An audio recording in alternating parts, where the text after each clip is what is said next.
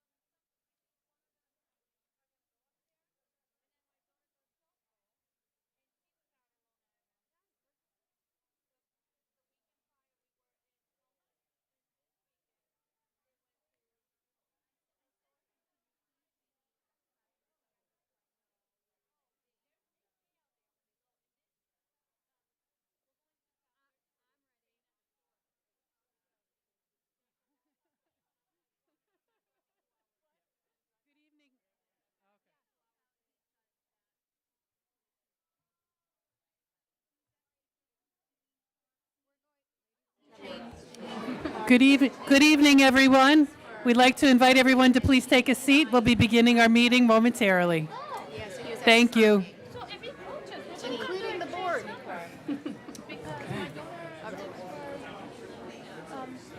You've been going in every day? Yeah? Mostly. Yeah. I want you to. Okay, great. Thank you. Welcome to our meeting tonight, and thank you very much.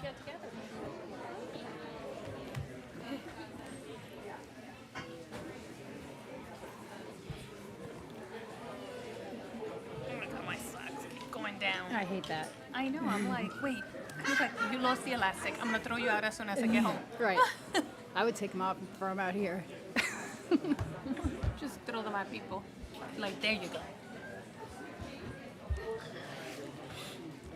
We have 4. Yeah, we have enough.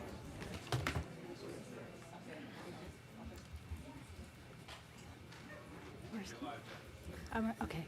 Thank you. Good evening, everyone, and welcome to the June 10th, 2026 Board of Education meeting. Please rise for the Pledge of Allegiance. Pledge allegiance to the flag of the United States of America and to the republic for which it stands, one nation, under God, indivisible, with liberty and justice for all. Thank you. Natalie, would you please reiterate our executive session motions? Yes, we met in executive session to discuss the employment history of a particular individual. Okay. Thank you, Natalie. I'll just briefly highlight a few items from tonight's agenda. First, we will have the opportunity to recognize several retirees whose years of service have helped shape the Pelham Public Schools. Public education is built on the dedication of extraordinary people, and we are grateful for the contributions they have made to our students, families, and community. Their collective service spans decades and has touched generations of Pelham students.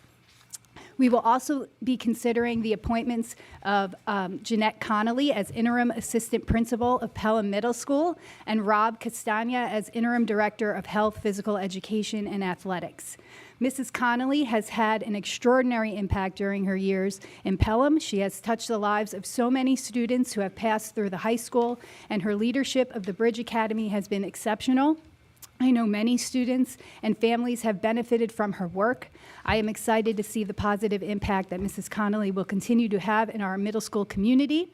And please know that the Bridge program is an important part of who we are as a district, and that program is not going anywhere.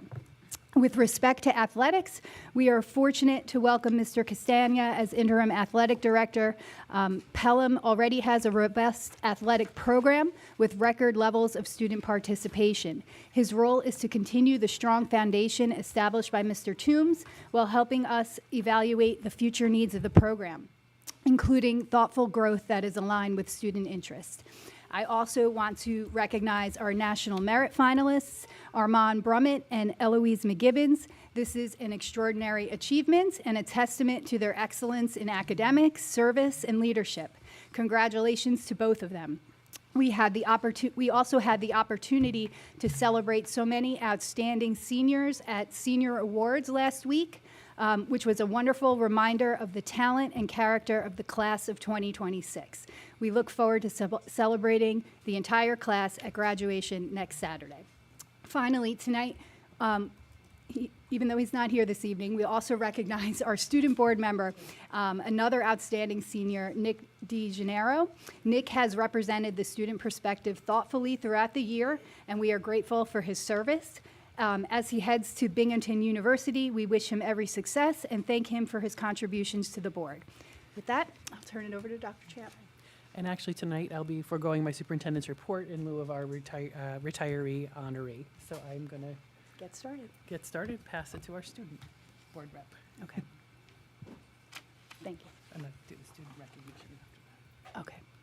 On behalf of the student body, I would love to wish all the retirees the best of luck as they enter this new phase. We know they will be missed, and the students want to thank them all for their contributions to us and the community. I know personally, I see countless teachers here who have made a considerable impact on me, and I would not be where I am today without them. So thank you all.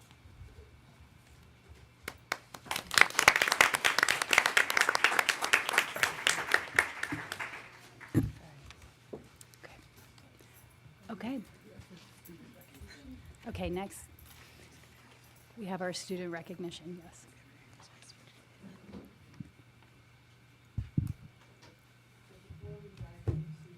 Retiree recognitions this evening. Just wanted to take a few minutes, as President DeAngelis mentioned, to recognize a few of our outstanding scholar students.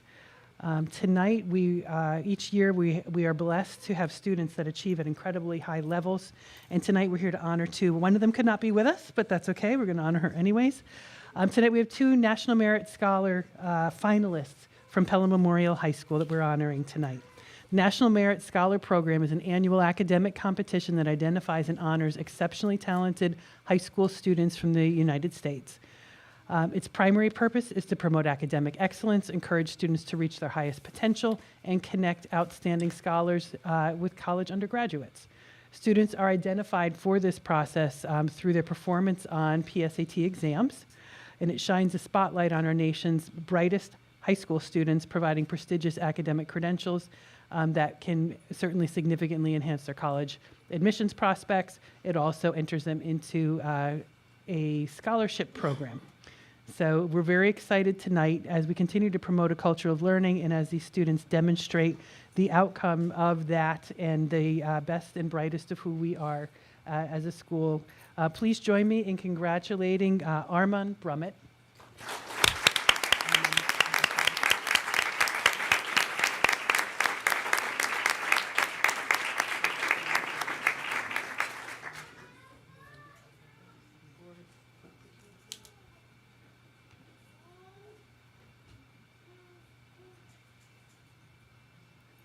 Thank you very much, and congratulations, Armand, and your family. All of your hard work really pays off. And also tonight, she couldn't be with us, but Eloise McGibbon was another one of our National Merit finalists. So congratulations to Eloise, and I'm going to give this to Mr. Llewellyn to give to her.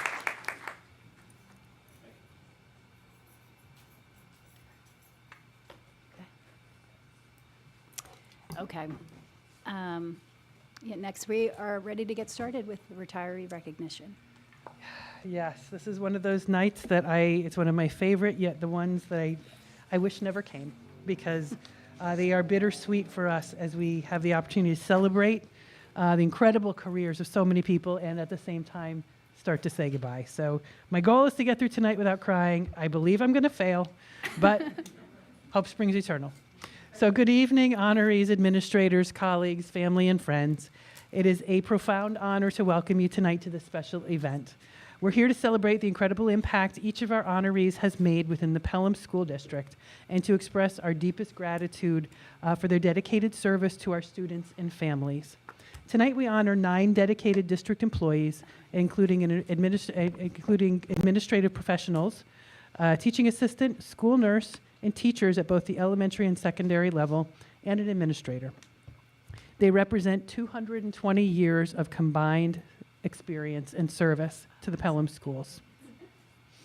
That's why you feel tired. 220 years of experience. Pouring their time and talents into the lives of thousands of students and families and becoming respected and beloved colleagues to so many coworkers. To our retirees, thank you. Thank you for the years and in many cases decades of commitment and professionalism you have brought to your roles. You have shaped the minds of our students, supported your peers, and upheld our district's values through every challenge. Our mission, inspiring a standard of excellence for all students, is more than just words on a page to you. It's a promise we strive to keep every day, and no one has lived that promise more fully than those of you being honored here tonight. Whether you served in a classroom, in the front office, or kept our buildings running behind the scenes, you have worked with undeniable purpose. You've mentored students through their struggles and cheered them on to their triumphs, acting as steady, trusted adults that they needed. Your contributions have extended far beyond the school day and you've led helping to weave the fabric of our community together. There's a beautiful sentiment by Forrest Whitaker that perfectly reflects the legacy you leave behind. 100 years from now, it will not matter what my bank account was, the sort of house I lived in, or the kind of car I drove. But the world may be different because I was important in the life of a child. Your legacy does not end tonight. Your influence continues to thrive in the students you've nurtured and the colleagues you've inspired. So while it's impossible to fully measure your reach, we see it in the confidence of our graduates and hear it in the gratitude of our families. Retirement is a significant milestone, and while we will miss your daily presence, we are thrilled for you as you begin this new chapter. So on behalf of the Pelham Public Schools, we celebrate you with deep admiration and heartfelt thanks. Thank you for inspiring all of us, excellence in all of us. We wish you health, happiness, and wonderful new adventures. You have truly earned them. So congratulations, and thank you once again for all you've done for the Pelham Public Schools.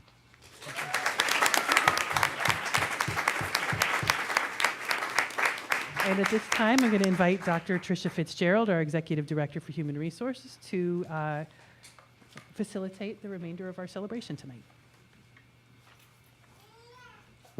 Thank you, Dr. Champ. Tonight we gather not just to mark the end of a school year, but to celebrate the remarkable career of several dedicated educators and staff members who are retiring from our district. Retirement from education is not the end of a career. It is the culmination of a lifetime spent shaping minds, nurturing hearts, and making a lasting difference in the lives of students and colleagues alike. It marks the beginning of a well-earned new chapter, filled with freedom, joy, and reflection. Each of our retirees have given so much to our school community through their years of commitment, care, and quiet leadership. They have inspired students, supported families, and lifted up colleagues in ways that have strengthened the very fabric of our schools.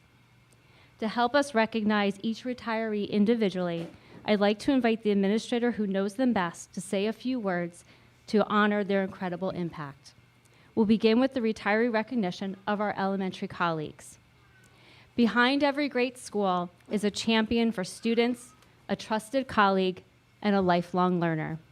To honor Karen Cirillo's incredible contributions to the entire Pelham community, I'm proud to introduce Dr. Carr, principal of Prospect Hill School.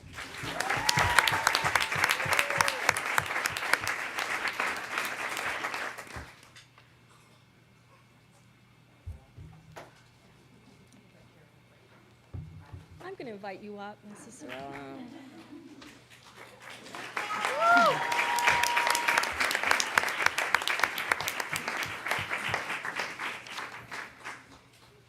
Oh, don't cry yet. I have nothing sentimental in here. So I'm going to start. Mrs. Cirillo has always told her students, if you do something wrong, make your sorries. So right now I'm going to say I'm sorry, Dr. Champ, and probably Dr. Fitzgerald. This isn't the usual speech. And the stories that I'm going to share, they're all allegedly. I don't know if they really happened. They're all allegedly. And Mrs. Cirillo, that is a working camera, so just watch what you're saying. Quiet leadership is not in her game. So Karen's connection to Pelham began long before she became one of its beloved teachers. She first entered Pelham schools as a student, attending Hutchinson School, and then graduating from Pelham Middle School and Pelham Memorial High School. Now, education wasn't the only part of Pelham that shaped Karen's life. Her father was deeply connected to the community through Pelham Recreation, where he ran softball leagues for many years. It was at one of those softball games that fate stepped in, and Karen went to visit her dad one evening, and she ended up meeting her future husband, Rob. Karen is always quick to clarify, though. She did not meet Rob in school. He is 6 years older. She tells anyone that will listen. So he is 6 years older. But after growing up in Pelham, Karen returned to give back to the community that had given so much to her.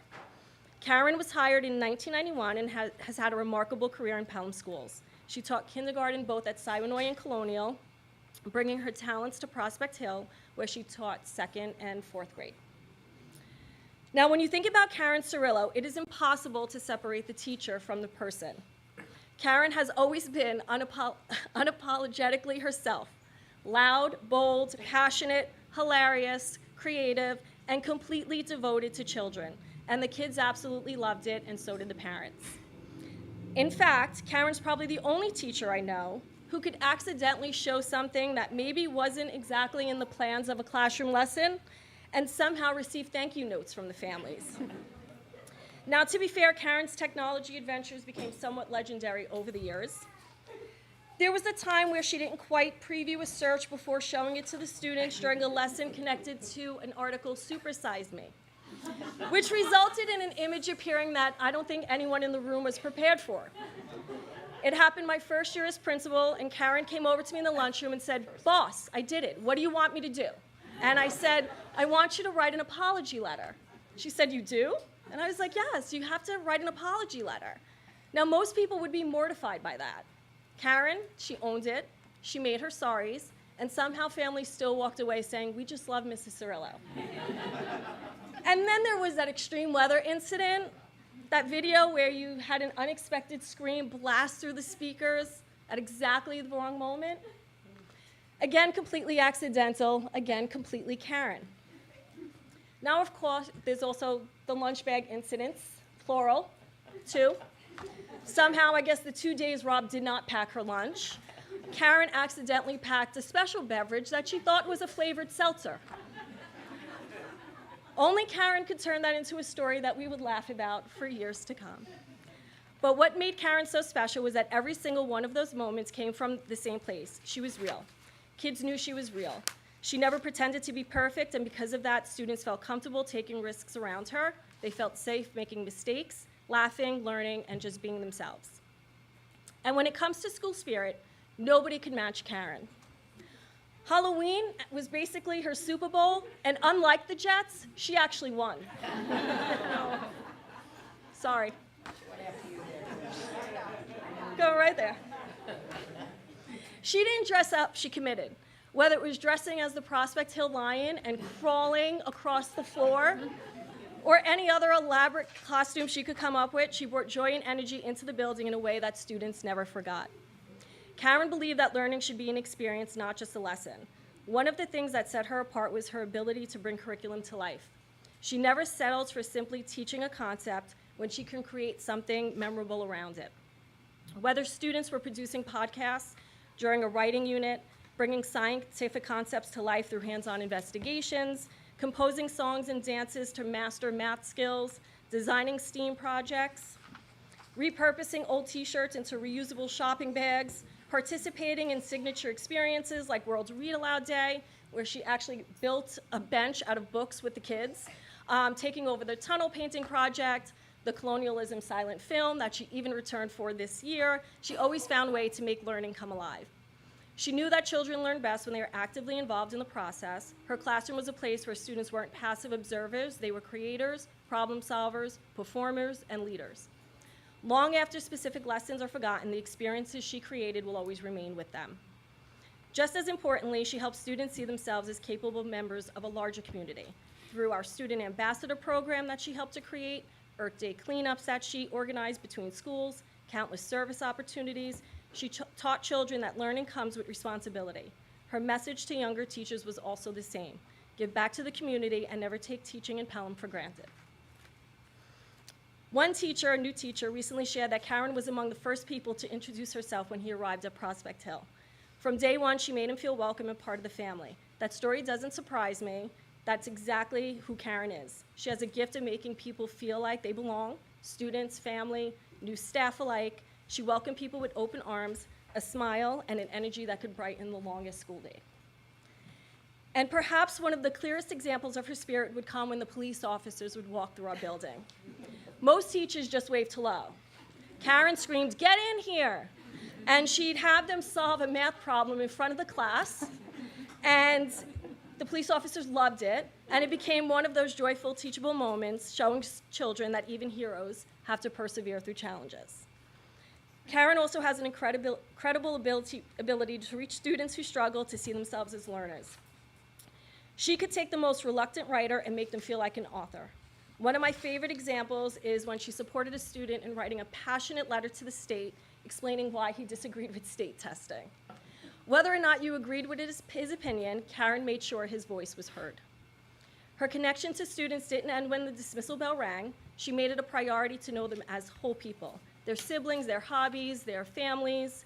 She showed up, whether it was a soccer game, a baseball game, a gymnastics meet. After school, on the weekends, Karen was always cheering from the sidelines, making sure she was celebrating what mattered to students. I was recently speaking with some former students about Karen, and they shared something that initially raised an eyebrow. Don't worry, this isn't so bad. They said, Mrs. Cirillo never cared if we did our homework. And they saw my face, and then they said, no, we want to fix that. She cares. She just understood. If we had a tournament, if we had a family celebration, if we had something important going on at home, she never held it against us that we didn't do our homework. She always gave us a chance to make it up. Her generosity extended far beyond academics. During a trip to Ellis Island, when a student didn't have money for a souvenir, Karen just whipped out her credit card, gave it to the students, who all read in, and they all bought souvenirs on Big Rob. Her Amazon cart became a permanent fixture on her classroom computer. So whenever students would get excited about a book or discover a new interest, Karen's response was, put it in the cart. And I would say to her, Karen, I could buy them through the school budget. And she'd say, no, Jean, they're excited now. They need the books in their hands right now. That was Karen's philosophy. She understood that when curiosity speaks, you don't delay it, you feed it. Whether it was a book, a learning opportunity, a moment for a child to shine, she never hesitated to invest in her students because she truly believed they were worth it. And when our community faced one of its greatest challenges, Karen once again showed exactly who she was. During COVID, when we weren't allowed to be in our schools, she coordinated and led a Be a Light campaign encouraging families to decorate their homes with lights while raising donations for local hospitals. Staff members traveled around visiting hundreds of students' homes, waving hello from outside, collecting donations, and reminding families that they were still connected to their school community. It brought comfort, hope, and joy to people during a time when they desperately needed it. Karen's love for Prospect Hill can be seen everywhere you look outside the building, quite literally. Long after retirement, flowers will continue to bloom because Karen planted them. In many ways, it feels like the perfect metaphor for her career. Gardening has always been one of her passions, and Prospect Hill is more beautiful because of her care, vision, and hard work over the years. Of course, outside of school, Karen has many other loves: the beach, spending time out east, napping, and of course, her Nashville trips. And yes, Karen, I will never forget the infamous jumper you wore. May it rest in peace. And in true Karen fashion, she has never been shy about advocating for what she believes is best for kids and staff alike. In fact, one day I was walking in the hallway. The students were not in the building. And somehow Karen's screaming my name from a student bathroom. So I walk in, and she passionately informs me from inside the stall that the school's toilet paper is completely unacceptable. Only Karen's going to turn a bathroom complaint into an impromptu facilities meeting. And honestly, it perfectly captures who she is: outspoken, authentic, and never afraid to speak up no matter the setting. And yes, Karen, that's the hook I'm bringing. And Karen, I would be remiss if I didn't mention your long-standing relationship with the weekly notes. Every week I write these notes, and every day, Karen, when is this? I'm like, Karen, it's in the weekly notes. Did you read them? She's the only one who confidently replies, no. So as one final gesture, Karen, I printed the weekly notes so you know what you've been missing out on.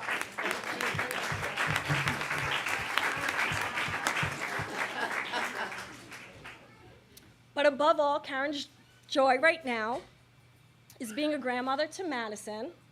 And if there's one thing we know about Karen Cirillo, it's that she pours her entire heart into the people she loves. Her students become her family, and her family has become part of every class she has taught. Everyone knows her husband as Big Rob, Baby Billy. Baby Billy's not the grandchild. Baby Billy's a big guy in the back that she only uses the words Baby Billy. His beautiful wife, Sandra, of course, Mark, and his fiancée, Gabby. And then, of course, Tom, who Karen openly admits has always been her favorite. She says if you don't have a favorite, you're lying. On a personal note, Karen,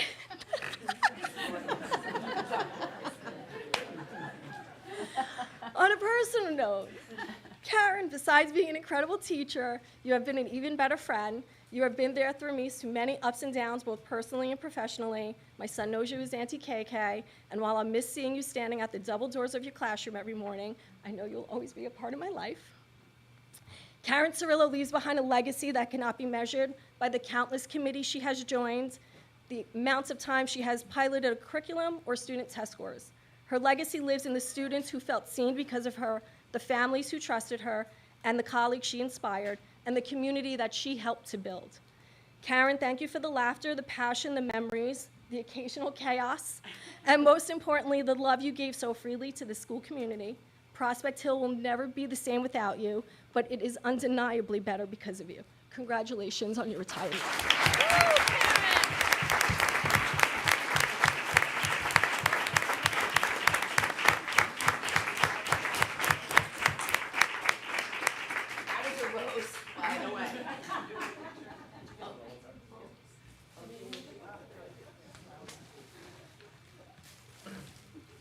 Let me hold the notes up. Let me pretend to read them. Oh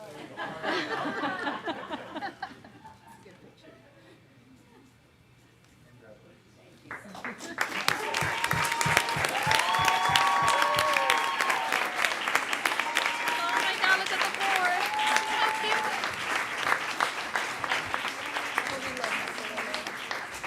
She was definitely fun.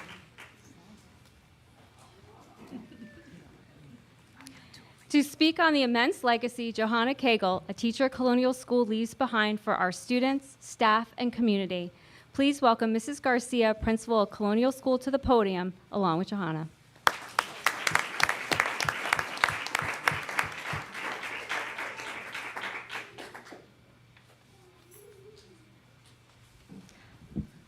Good evening, everyone. So tonight we gather to celebrate someone who has become so much more than a teacher at Colonial School. We are here to celebrate a colleague, a mentor, a friend, and a truly remarkable person, Johanna Cagle.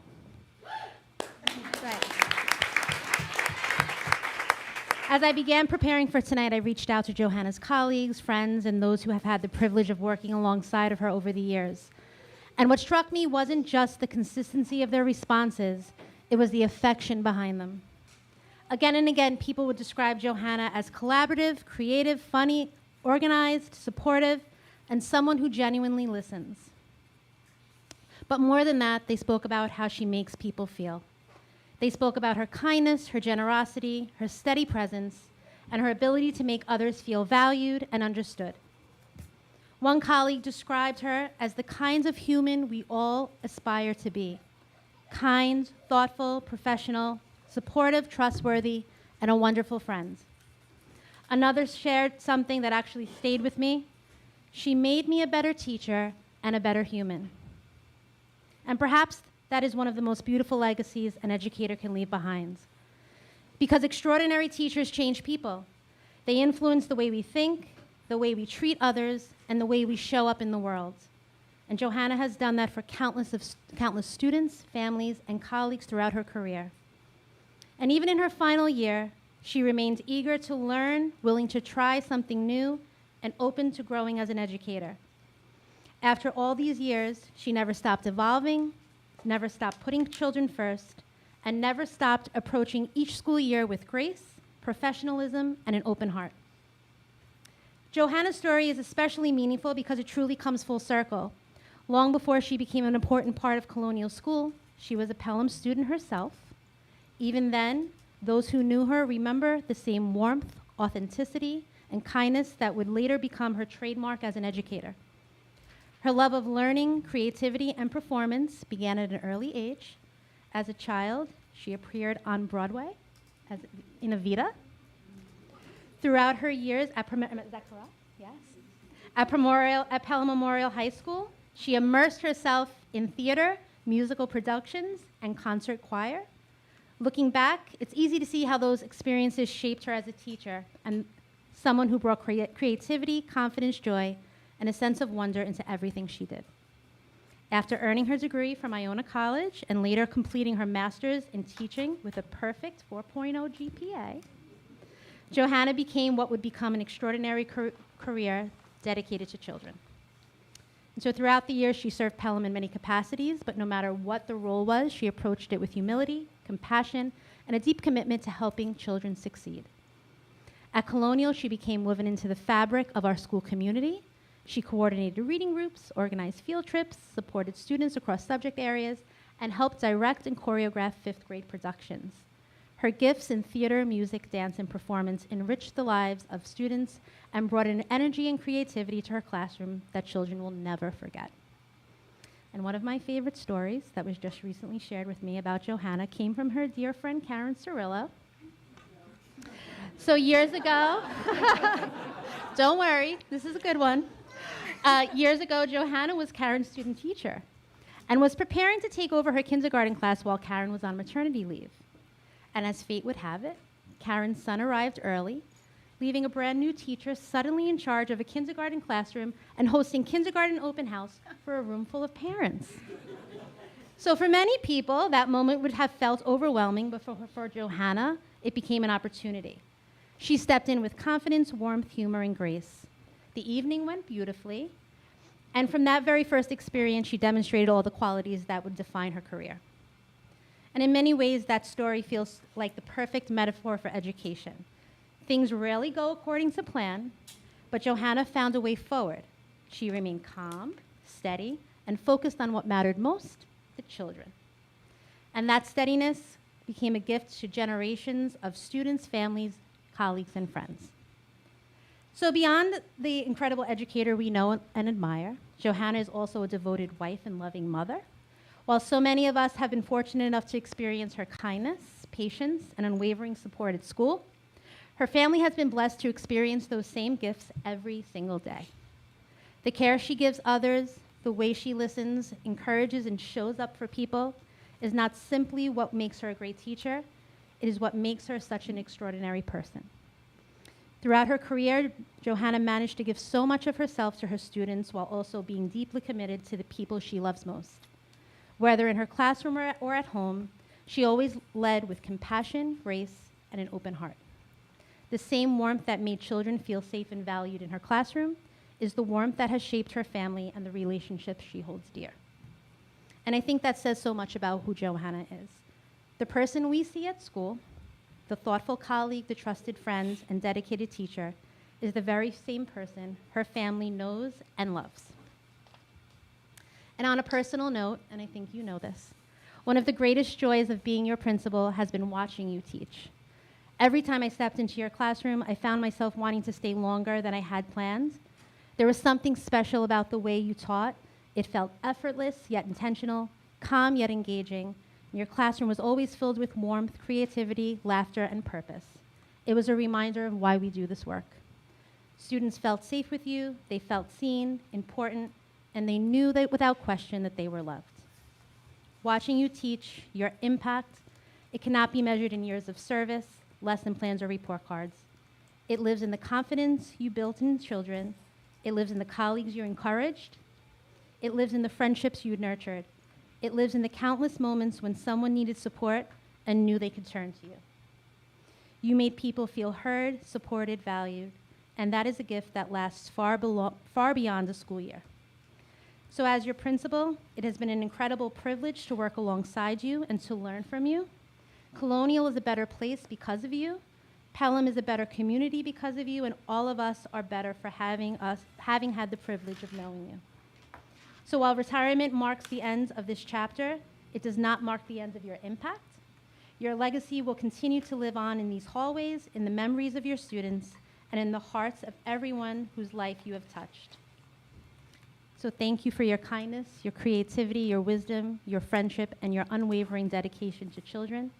We wish you a retirement filled with joy, laughter, adventure, and all the happiness you so richly deserve.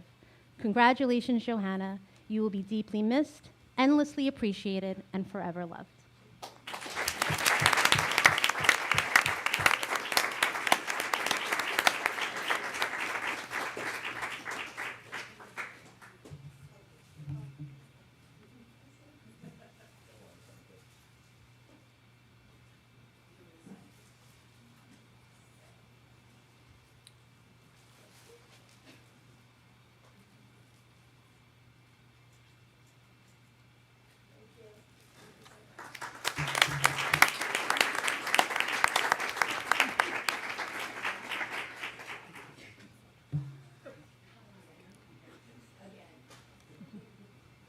It takes a village to run a middle school, And tonight we are honoring 3 absolute pillars of that village.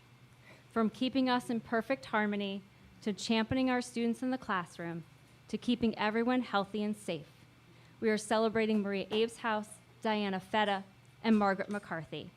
Here to put their incredible contributions into words is Pelham Middle School Principal, Miss Sabia. And Miss Abe's House, if you could join me.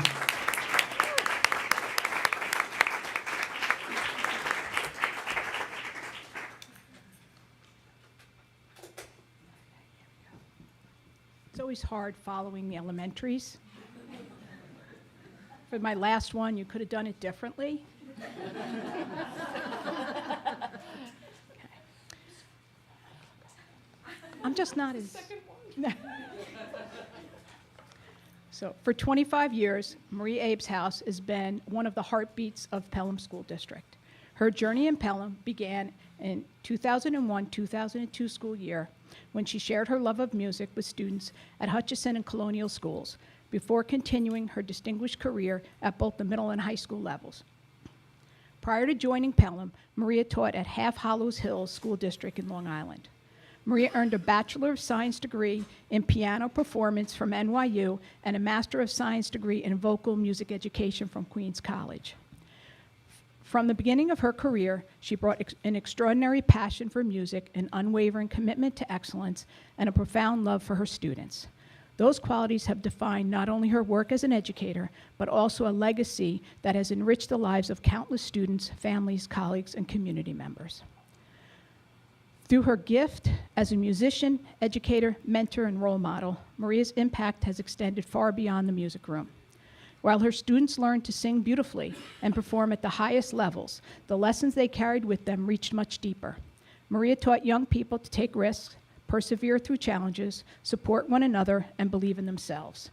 She helped them find not only their voices, but their confidence. To the thousands of students who passed through her classrooms, Maria was far more than a music teacher. She was a trusted mentor, a compassionate listener, a constant source of encouragement. Her classroom was a place where every student felt welcomed, valued, and understood. She possesses the remarkable gift of seeing the potential in every child and helping them discover strengths they did not even know they had themselves. One of her former students, Ryan Feldman, captured Maria's impact perfectly. There are so many things I could say about Mrs. Abe's House, but if there's one thing that exemplifies her, it is that she is the epitome of caring. Whether it's caring about each other, each person in the chorus room, and knowing everyone by name, for the fact that she shows up every day with energy, passion to teach. These are just small parts of who she is. Ryan went on to say, "She has never given up on me and has worked with me through my voice cracking, sickness, and much more. I can't thank her enough for the impact she has had on me and my life." There may be no greater tribute to an educator than those words. They remind us that Maria's greatest achievement was never measured by performances or awards, but by the countless lives she changed through her kindness, encouragement, and unwavering belief in students. Long after students forget their notes, they sing, forget the concerts that they've sung at, they will remember how Maria made them feel, valued, supported, and capable of greatness. I will never forget the first time I observed Maria teaching. I left her room and found myself singing. Well, that wouldn't have sounded good, though. So I'm glad you didn't hear me. The joy, energy, and love of music that filled the room was contagious. At that moment, I understood what made Maria such a special educator. She didn't simply teach music. She inspired others to experience it, embrace it, and become part of it. Throughout her career, Maria pursued excellence with remarkable dedication. Under her direction, the chamber chorus consistently earned gold with distinction ratings, and her ensembles never received less than gold rating. Yet, what made those accomplishments even more impressive was that Maria never stopped learning herself. Despite her expertise and success, she continued to challenge herself, even taking ear training lessons to strengthen her own skills. She demonstrated this to her students that excellence is not about perfection, it's about growth, curiosity, and lifelong commitment to learning. Within the music department, Maria has been a leader, a mentor, and a source of inspiration. She sets the standard for excellence through her professionalism, dedication, and commitment to her craft. Colleagues sought her guidance not only because of her talent and experience, but because of her kindness, generosity, and willingness to support others. She has been the cornerstone of the department, inspiring those around her to be their very best. She was not simply a part of the music department, she defined it. Perhaps the most powerful testament to Maria's impact came at her final high school concert. Nearly 100 former students returned to perform alongside her, a moving tribute to the relationships she's built for over a quarter of a century. Their presence spoke volumes about the influence she had on their lives and the enduring connections that she forged through music. It was especially fitting for those alumni when they joined her to sing Hallelujah, one of Maria's favorite songs. Mine too. As voices from different generations filled the auditorium, it became clear that this moment was about far more than music. It was a celebration of a teacher who had spent 25 years helping others find their voices, discover their confidence, and share their gifts with the world. There was not a dry eye in the house. As Maria begins her well-deserved retirement, the Pelham community offers its deepest gratitude for 25 years of dedication, excellence, and love. While her concerts, performances, and musical accomplishments will long be remembered, it is the lives she's touched, the confidence she's nurtured, and the kindness she shared that will be her greatest legacy. Maria, thank you for every rehearsal, every concert, every encouraging word, and every life you have touched. Thank you for believing in your students, especially during those moments when they struggle to believe in themselves. Thank you for showing generations of young people the joy of music, the value of hard work, and the power of perseverance. The true measure of a teacher's career is not found in awards, accolades, or achievements. It is found in the lives forever changed because that teacher cared enough to make a difference. By that measure, your career has been truly extraordinary. Pelham is a better place because of you. While your music may no longer fill the classrooms each day, your influence will continue and echo through the halls of our school and in the hearts of students for years to come. The songs they carry with them and the confidence, compassion, and joy they gain under your guidance are your enduring gift to the world. Congratulations on a remarkable career, a lasting legacy, and a well-deserved retirement.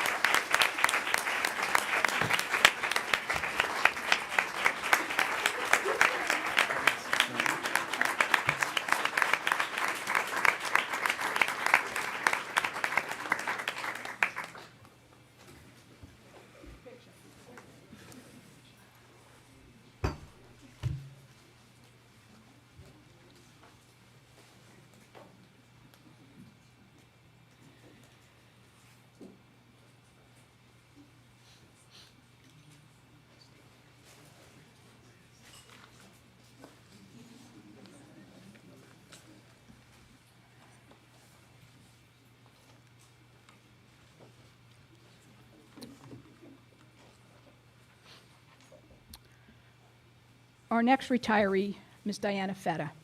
It is a great honor and privilege to recognize and celebrate an extraordinary educator, colleague, and friend as she has started her well-deserved retirement.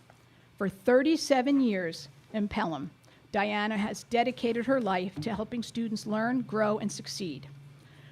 While retirement marks an end of her professional journey, it also gives us an opportunity to reflect the incredible difference she has made in the lives of countless children, families, and colleagues.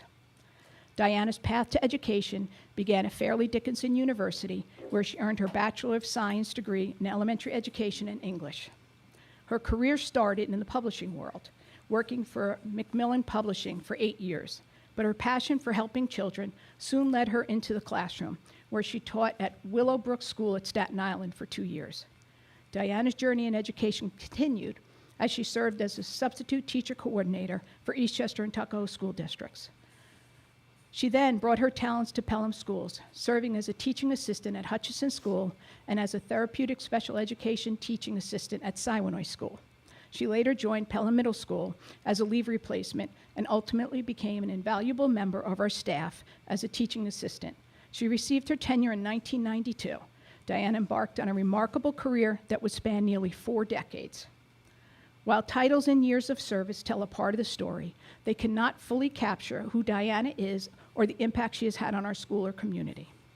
Students describe Diana as caring, trustworthy, smart, and always willing to help. They know that no matter the challenge, she is someone they can count on. Her patience, kindness, and genuine concern for every student has made her a trusted adult and a source of support for generations of young people. Teachers often describe Diana as a behind-the-scenes driving force behind the success of so many students. She has an extraordinary ability to understand what students need and provide just the right support at the right time. Her work may not always have been in the spotlight, but its impact that has made her immeasurable. Diana is diligent, organized, collaborative, and exceptionally skilled educator. She has been a true partner to countless teachers, working alongside them to ensure that every student receives the support and encouragement they need to reach their full potential. She has consistently gone above and beyond, never seeking recognition, but always focusing on doing what's best for students. What makes Diana truly special is the way she combines professional excellence with genuine compassion. She celebrates student success, supports them through challenges, and believes in them, even when they struggle to believe in themselves. Her calm presence, steady guidance, and unwavering dedication has helped shape the lives of countless children. For nearly 4 decades, Diana has quietly and consistently made our schools better. She has built relationships, lifted up others, solved problems, and contributed to a culture of care and support that defines our community. On a personal note, Diana, thank you for your dedication, your professionalism, your friendship. Thank you for the countless hours that you have devoted to our students and for the positive influence you have had on everyone who's been fortunate to work alongside you. As you begin this new chapter, we hope you take great pride in all that you have accomplished, the lives you have touched, and the students you have supported, and the colleagues that remain thankful to you. May your retirement be filled with happiness, good health, new adventures, and precious time with your family and friends. You have more than earned this opportunity, and enjoy all that lies ahead. On behalf of the entire Pelham Middle School community, thank you for 37 years of outstanding service, unwavering dedication, and extraordinary care. Congratulations on your retirement. You will be deeply missed. And I hope you're watching this at home.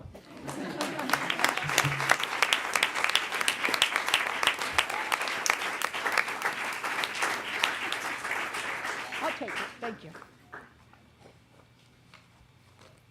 All right, one more.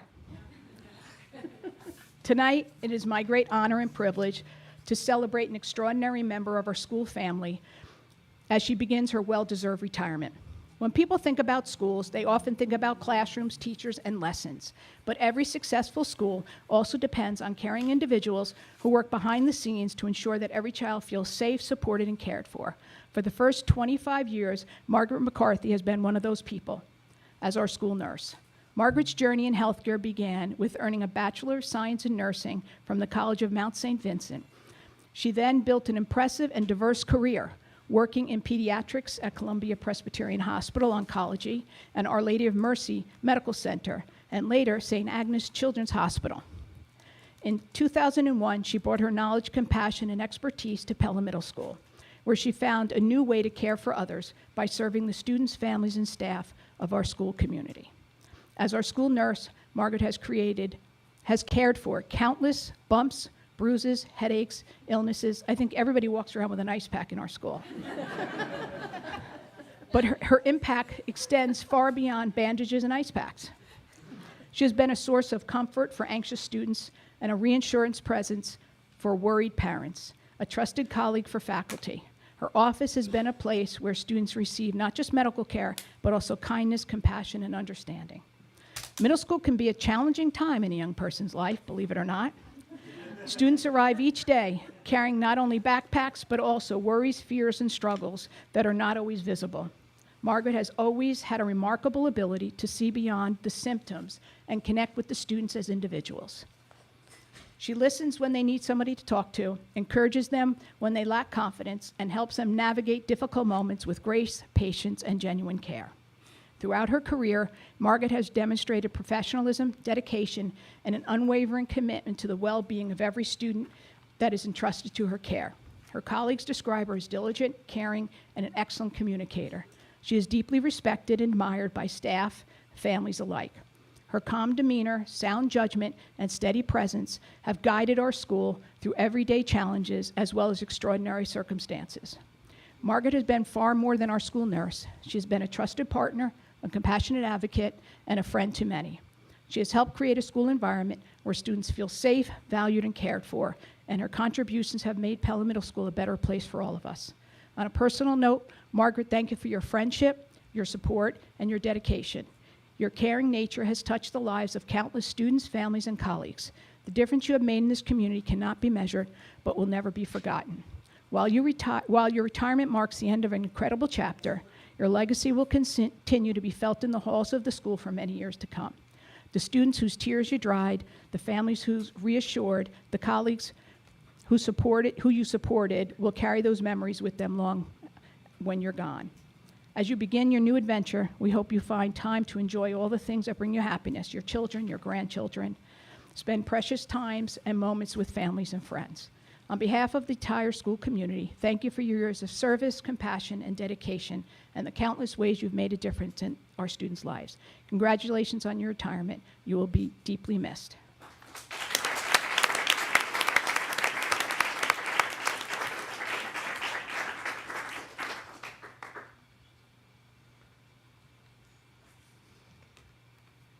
The high school main office is the front door to our community. And for years, Karen Mann has made sure that door was always open with warmth and a smile. To celebrate her incredible dedication, please welcome Pelham Memorial High School Principal Mr. Llewellyn, and Miss Mann, if you could join us.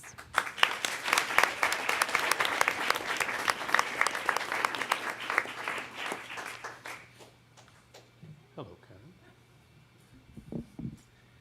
So good evening, everyone. Tonight, it is my privilege to recognize and celebrate the retirement of an individual who has been a fixture at Pelham Memorial High School for nearly 3 decades, Karen Mann. Karen officially retired in January after 28 years of service to the Pelham Public Schools. Her relationship with PMHS begins much earlier than that, however. As some of you are aware, Karen is a proud graduate of Pelham Memorial High School, class of 1975. And this is Karen's...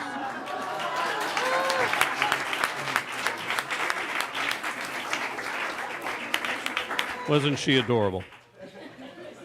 As a PMHS student, then named Karen Irene Mancuso, she was a cheerleader and co-captain of the pep squad. While it is hard to interpret the inside jokes and comments of teenagers in their yearbooks, there's definitely something written in there about Corvettes and something else about Stairway to Heaven. The 70s were clearly a fun time. There are also some quotes I can't imagine not being about Karen, including always smiling and possibly crazy lady. Following graduation from PMHS, Karen attended the Berkeley School, St. Petersburg Junior College, and Westchester Community College, studying marketing and management and business administration. Her resume, which for the record is one of the best organized resumes I've ever seen, lists among Karen's technical skills the ability to run a switchboard and run a telex. And some of us remember what those two things are. So, after working for a number of years in private industry, Karen joined the district in 1998 as a secretarial substitute before becoming a permanent member of our staff. Karen replaced Barbara Waterbury, who had been a secretary in the PMHS office for 30 years, including while Karen was a student there. So between Karen and Barbara, their combined attendance clerk legacy stretches all the way back to 1968. In 1999, Karen met coworker Peggy Burns, and the two would work closely together in the main office for the next 27 years. When asked about Karen, Peggy said, 27 years ago, Karen and I started this journey as coworkers, but today I am proud to call her a lifelong friend. For nearly 3 decades, we've survived countless adventures and dramas, working in a building full of teenagers, and there was never a dull moment. We have supported each other through our own personal struggles, and I cannot count the times her wisdom, advice, and humor saved the day. The position of attendance clerk of a high school of over 800 students is a role that is far more important, demanding, and complicated than many people realize.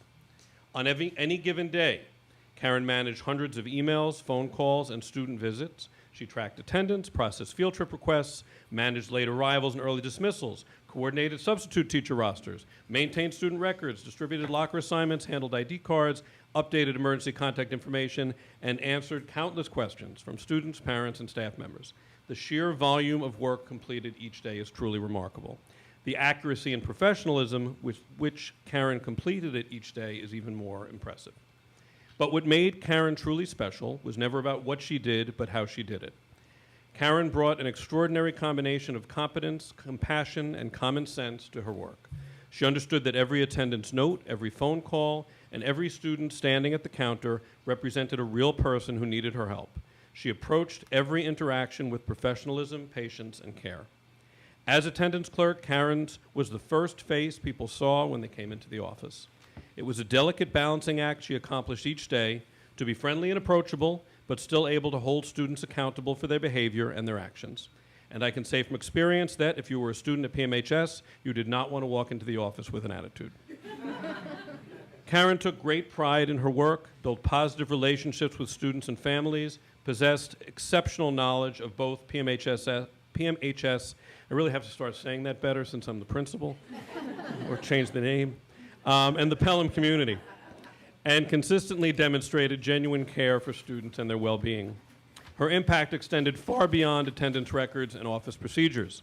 Karen helped create the welcoming atmosphere that defines Pelham Memorial High School. She made sure people felt valued. She made sure people felt seen. And on difficult days, those qualities matter more than people sometimes realize. Karen's dedication to Pelham is deeply personal. She was not simply an employee of the district. She was a Pelham student, a Pelham parent, and a proud member of the community. Her daughters graduated from our schools, and she has always cared deeply about the students and families she served. It is thanks to Karen that we have, on Wednesdays, we wear pink. Not to mention Twinkle Tuesdays. I was under the impression that the pelican was our official school mascot, but it is also thanks to Karen that a number of rubber duckies invaded our office, including Waddy T. Duck, attendance mascot, who, lest we forget, has his own PMHS lanyard and ID.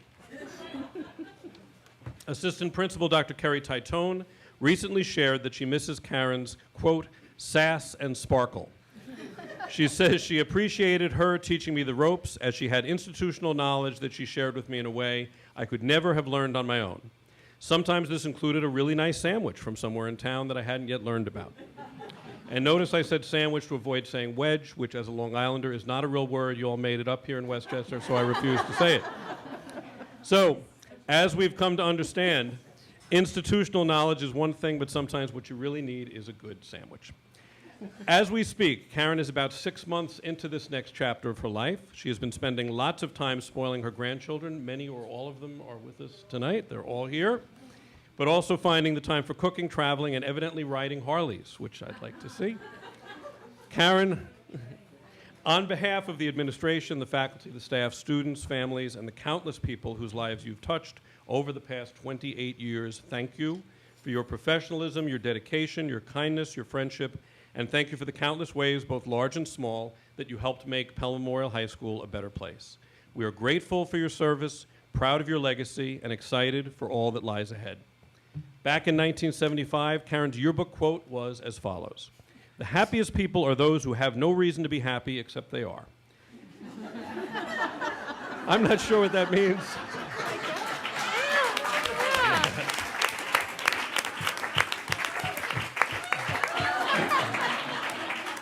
Karen, I hope we gave you some reasons to be happy while you were here. You certainly gave many reasons to us, and we wish you continued happiness in your well-deserved retirement. Congratulations.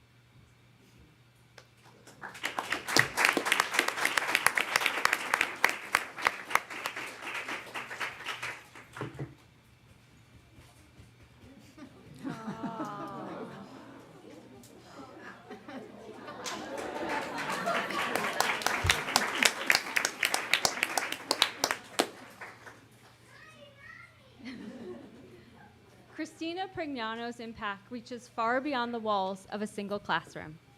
Here to shed light on how she has transformed the lives of students and colleagues alike is our Pelham Memorial High School Assistant Principal, Dr. Titone. And Christina, if you can join us.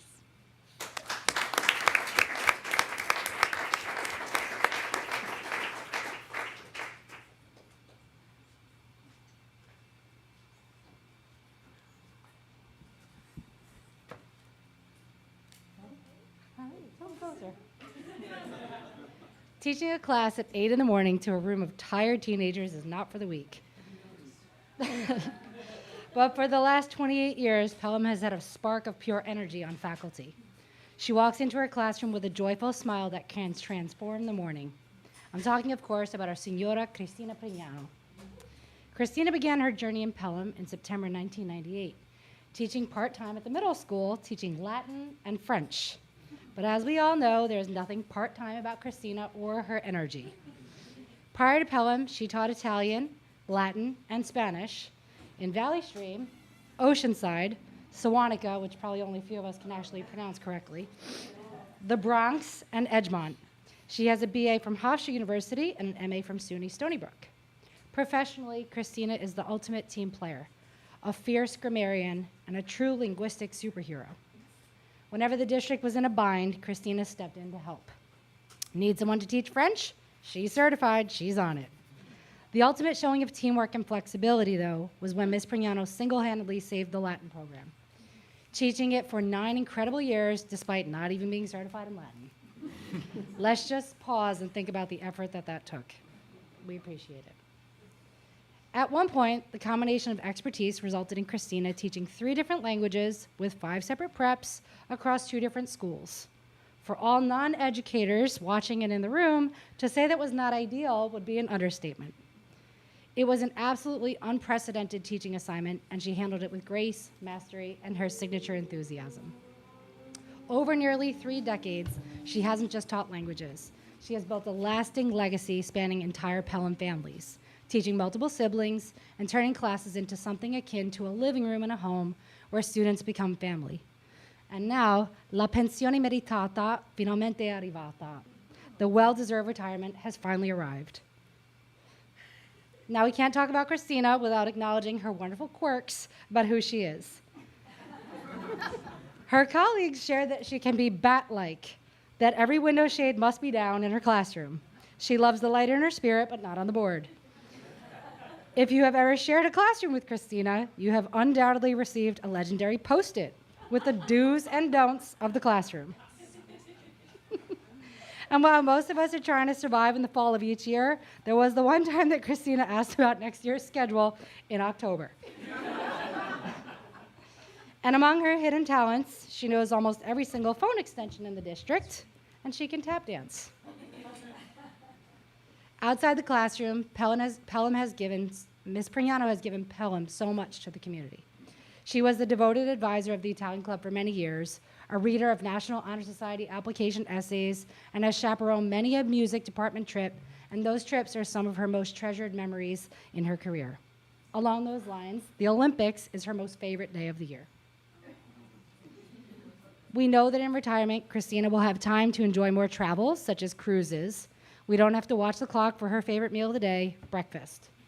And she'll get to spend more time with her wonderful husband, John, and her 2 children, Gabriella and John, who she adores so much. I hope that your travels bring you back to Italy to find the perfect patent leather shoes, bags, and fine chocolates along the way. To her students, she will always be the beloved Signora Prignano, the teacher who lovingly called them her kittens, or who picked hilarious battles with the classroom computer, calling it stupido, and telling them to love the Italian language. Makes sense. To love the Italian language, not just through grammar, by demonstrating her own passion for the culture. Your students talked about your tremendous enthusiasm and how you woke them up in the mornings, your Prignanoisms, and make them feel comfortable and confident. Cristina, you are a master at turning a tired classroom into a joyful family year after year. You leave behind a legacy of passion, confidence, and smiles. As you start this next chapter, remember, la pensione non è un punto d'arrivo, ma l'inizio della libertà assoluta. Retirement is not just a point of arrival, but the beginning of absolute freedom. Grazie mille, Cristina, per tutti gli anni insieme. We will miss you tremendously, and we wish you a relaxing and joyful retirement. Thank you.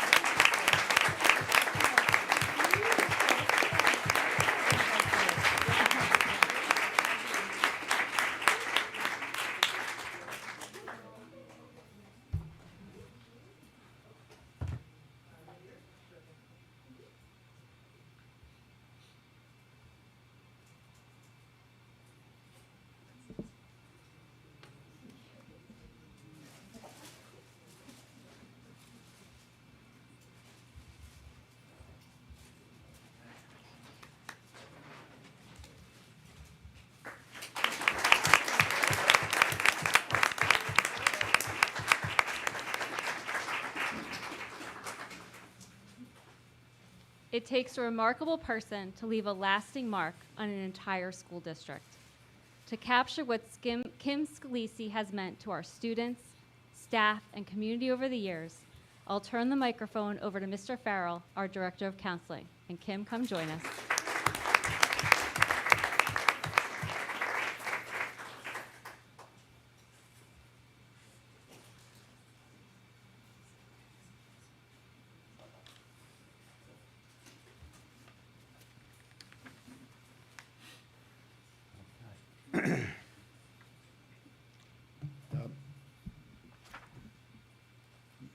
I'm going to take a brief moment for this because this is going to be a tough one, so bear with me here. I said I wasn't going to get emotional when I did this, but I have to admit this is a little hard. So good evening, everyone. It is my absolute pleasure to stand here tonight in honor of someone who's meant the world to our counseling department, our school community, and really anyone fortunate enough to know her, our incredible office assistant, Kim Scalisi.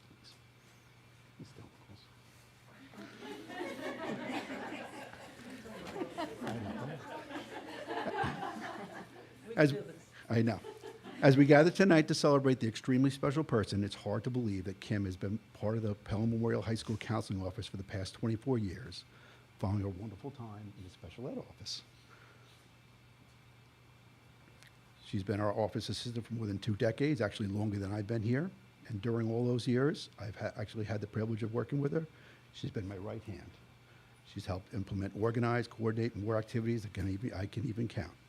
College fairs, college visits, scholarships, alumni tours for just about any class that asked, SAT weekend proctoring, and of course, advanced placement exams, which I think she's safe to say Kim will not miss that very much. Kim somehow managed to keep all the moving parts running smoothly while making everyone around her feel welcome, supported, and valued. One of the things that makes Kim so special is her deep connection to the community. She is a proud graduate of the class of 1978. Yep. I don't have a picture. She was one of the 8 Arnault siblings to attend Pelham Memorial High School, which explains why she seems to know absolutely just about everyone. And if she doesn't already have a connection with someone, don't worry, she'll find one within 5 minutes. Now, you can't talk about Kim without talking about many identities, and over the years, she's earned nicknames to prove it. First, there's 1-800. A colleague, Gina Archer, famously coined the office moniker because Kim always has her hand in all things, knows all Pelham happenings and in school community, and instantly knows how to connect people. Then there's Killer Kim. Back in high school, Kim earned the formidable title. Her parents may not have been thrilled about her name, but the name stuck, and it reflected something people quickly learned about Kim. She's always willing to stand up for others. From a young age, Kim built a reputation as a fierce protector and advocate. And let's be honest, when it comes to securing parking spots for school events, we all know Kim is the person you want on your side. Her legendary negotiating style is legendary. Officer, you better give us those spots or I'll call your mother. Of course, she's one of the 2 goddesses of guidance that was the title of a Pell Mell student newspaper article from years past that perfectly captured the massive impact Kim and Lucia had on our school building. But most of all, her newest nickname is the one that suits her best, Grandma. This is in recognition of Kim's impeccable sense of style and absolute coolest, most fashionable grandma in town. But beyond Kim's humor and nicknames, I will always admire the most about Kim is the way she treats people. Each and every day, she's brought a rare combination of sharp attention to detail, quick wit, and a steady child-centered focus on helping students. For years, I've watched students walk into the counseling office stressed, nervous, disappointed, excited, confused, sometimes all at once. Kim always seemed to greet them with patience, kindness, and a smile. Sorry,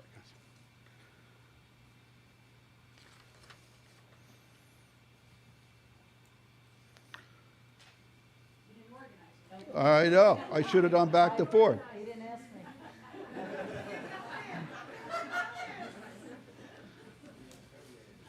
Okay. Sorry, guys. She creates an atmosphere where students feel comfortable, valued, and just a few days ago, took the time to notice and acknowledge how beautiful young girls' multicolored hair looked. The student face lit up immediately. She felt seen. That's who Kim is. Now, the students also know that when they are called down to register, submit paperwork, or follow up on a task, Kim Scalisi means business. But they also know, without a doubt, that she cares deeply about what is best for them. As a colleague beautifully shared, Kim is one of the nicest people you will ever meet. She's always welcoming everyone with a smile. That's so important in her office, to make sure students, parents, and staff feel welcomed and supported. She's one of the rare gifts that can cheer up the saddest person almost instantly. Sometimes with a quick joke, sometimes with a sharp wit, sometimes with just a simple, comforting, "I understand." That warmth extended even to many college representatives who have visited her office over the years. Kim always made them feel part of the team. In fact, one day she struck up a conversation with a college representative from a Midwestern school. Remember the whoopie pies? Oh, yeah. So, about a week later, Kim received a package from a school filled with whoopie pies from the Midwest and a beautiful note of appreciation. The anecdote perfectly highlights Kim's unique ability to turn even the smallest interaction into a meaningful, lifelong connection. Kim embodies selflessness, also putting needs of others first. She has the ability to anticipate the need before I even realize myself that I anticipate a need that I even realize before I notice it myself. You just understand what is important, you prioritize it, and you always come ready to work and solve problems. Her dedication goes way beyond her job description, whether it be the endless hours of proctoring, catching a significant issue with an AP or an ACT exam, or know exactly what student is in crisis. She also beautifully strikes the balance between managing a chaotic office and pacing and knowing when to slow down to find the best lunch in town. Let me tell you, Kim loves to learn and tinker. Just last week, we were looking at college application platforms and discovered a new tool. Kim got so incredibly excited to see how students would complete a graduation questionnaire. Think about it. With less than a month left of school before her retirement, she's still actively imagining how a new resource could help our students. The attitude is infectious. Her colleagues speak about her with fondness and admiration, not just for her incredible work ethic, but also for her immense love of family. Kim, you're a trusted colleague and a true friend. I feel incredibly fortunate to work alongside of you, and even more fortunate to call you my friend. It's genuinely hard to imagine this office without you. Your dedication and kindness went so far beyond your job description, and you have left an incredible mark on all of us. Not just professionally, but also personally. You've given so much to this department and to this district for over 2 decades. What a massive benefit you've been to the Pelham School District. We will miss your humor, your quick wit, your sharp negotiating skills, your steady presence, more than words can say. Your kindness and dedication will continue to inspire us all. Thank you, Kim, for everything you've done and everything you will continue to do. We're going to miss you tremendously, but we're so excited for you for your next chapter. We wish you a long, healthy, and happy retirement filled with love, laughter, plenty of well-earned glamour time. Congratulations, Kim.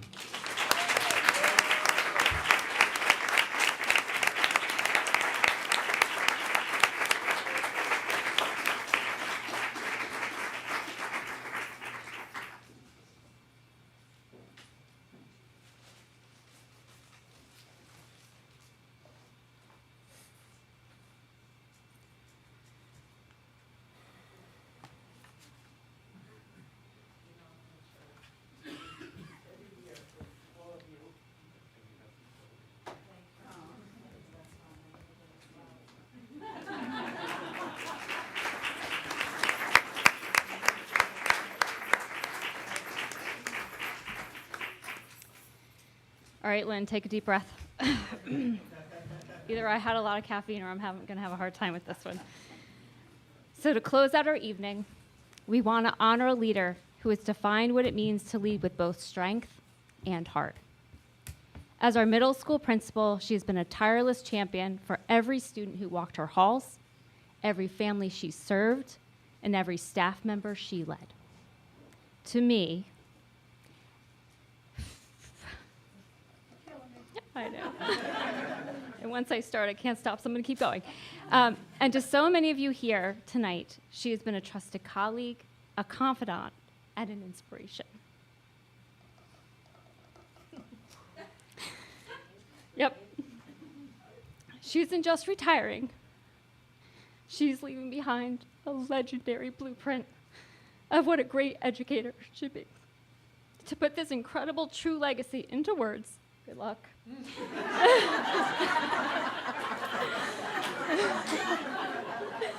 It is my absolute honor to invite Dr. Champ to the podium to speak about our beloved Ms. Sabia.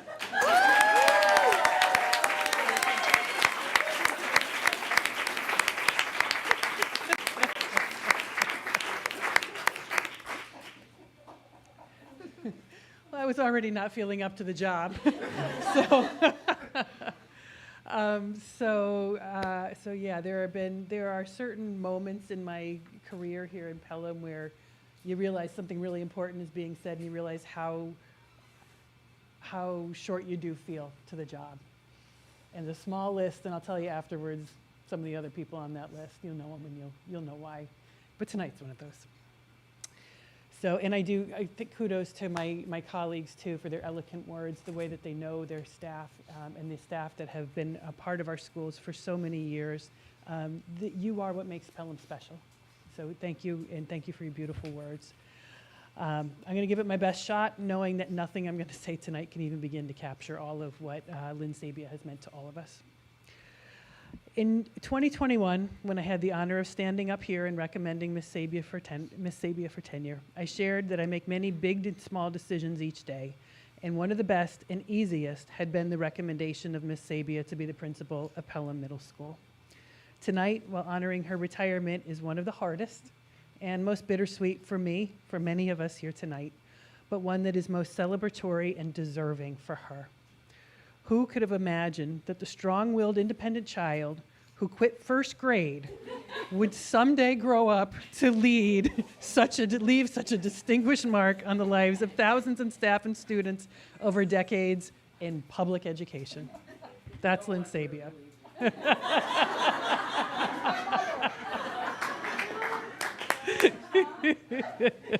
It just goes to show you that the seeds that we sow as educators and that we plant in our students truly do blossom and flourish in time with careful tendering, nurturing, and a whole lot of patience. Lynn Sabia received her Bachelor's of Science degree in Physical Education from King's College in 1985. She then began her educational career as an athletic trainer, director of student teachers in the Physical Education Department, and then director of athletics at King's College.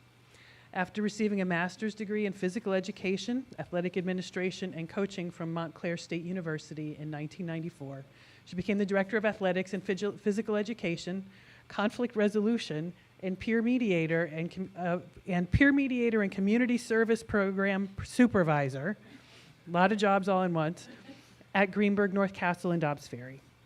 In 1999, she completed her advanced certificate in school administration and served as a health education teacher at Maria Regina High School, eventually moving up to assistant director of athletics and then assistant principal. In 2003, she moved to Woodlands High School as assistant principal, where she created an alternative education program and was the on-site supervisor for students providing career and college counseling. These formative experiences made her the perfect candidate to come to Pelham in 2005 as the assistant principal of Pelham Memorial High School. In that role, she earned tenure and the support and respect of the faculty, parents, and students.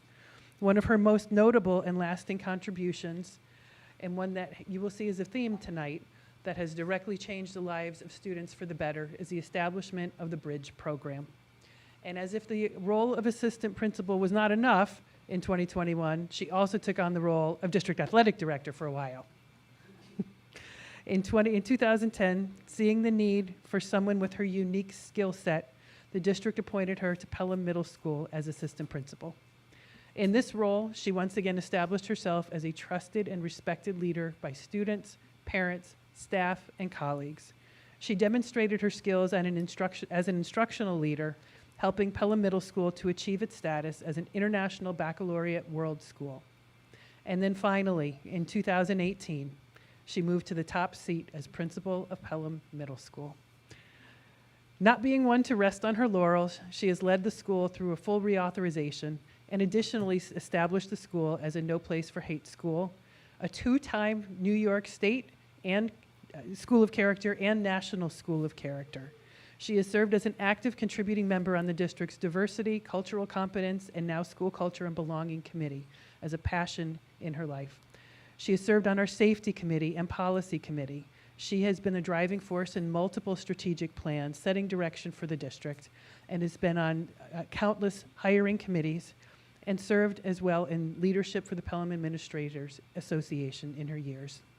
Throughout this work, she's contributed greatly to inspiring the vision for our district, shaping the strategy to get there, and implementing the work tirelessly with her colleagues, students, and staff. Along the way, she earned the trust of students, parents, staff, colleagues, district leadership, and boards of education, exemplifying the best of Pelham and always doing her work with passion and heart. When I asked people what they most appreciate about Lynn on a professional level, they said Lynn is a fierce advocate, dedicated to her students, staff, and school, willing to move mountains and do whatever it takes to support them. I will speak to the advocacy part. We have some good conversations, and I know when I get I'll do what you tell me, but I know I've hit her line, and we always find a way through. She is consistently student-centered in her decisions, keeping kids at the center of everything.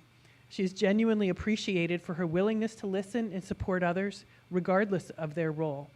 She is clear, direct, straightforward in her communication, providing honest feedback, setting clear expectations, and ensuring that people understand the reason behind the decisions, the why.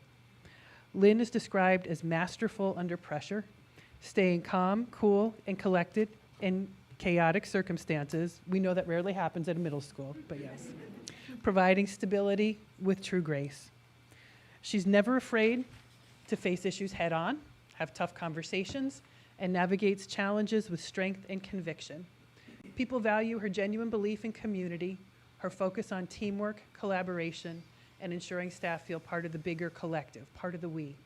She's fiercely dedicated to and protective of her vision for her building. On a personal level, Lynn is deeply appreciated for her genuine care and support she shows for others, consistently checking in on people during personal struggles, remembering details about their personal lives outside of work, and making sure they're doing okay. She's highly valued for being honest, trustworthy, dependable, and a fighter with a true moral compass. She is also described as exceedingly loyal and very principled, Principled. People very much appreciate her commitment to and seeing the good in all children, her willingness to champion all things that support kids, and her empathy for those who struggle. Her actions consistently match her words, and she always follows up, offers support, and her outreach on the little things matters significantly. Lynn is frequently described as dedicated, tireless, and passionate, showing a tenaciousness and competitive nature. Yes. Core traits include strong integrity, character, honesty, dependability, and steadfastness. She is compassionate and giving. She is a source of joy and authenticity, and at the end of every day, we all know she is all about the kids. She's a positive and joyful leader, even after a bad, very long commute. She's team-oriented and collaborative. She's motivational and relatable. She demonstrates perseverance and dedication to students. She's energetic and has a warm, welcoming smile.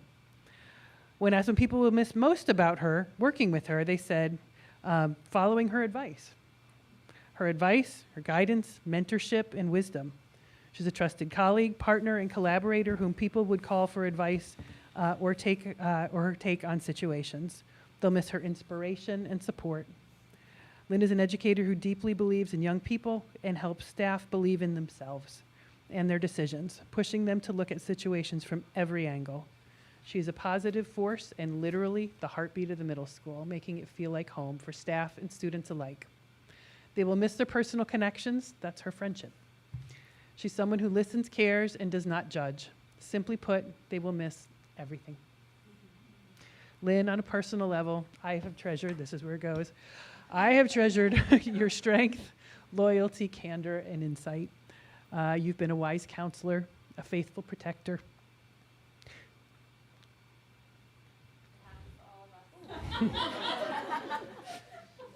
Someone who sees through the noise to the heart of who people truly are, and a genuine sister in faith.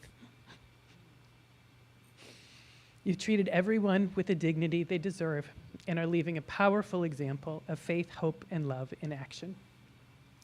Lynn, you embody Pelham Pride. So in your honor, here's a new version of Pelham Pride, just for you.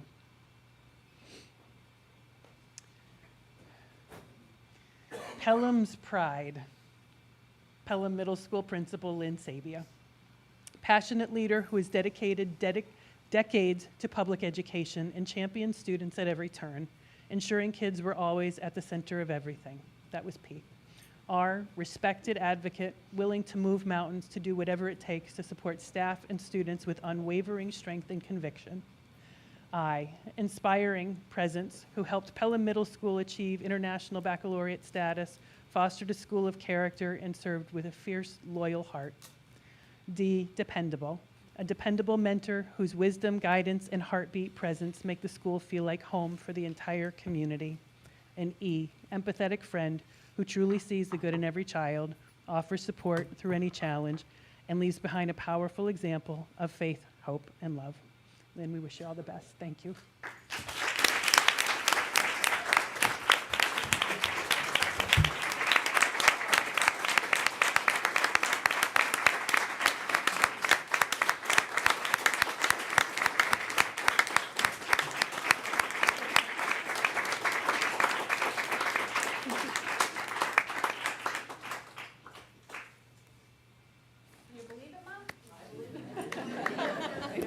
I know your PTA wanted to just do a really quick thing before you shared some comments, so I'm going to invite Maura just to share something from the PTA.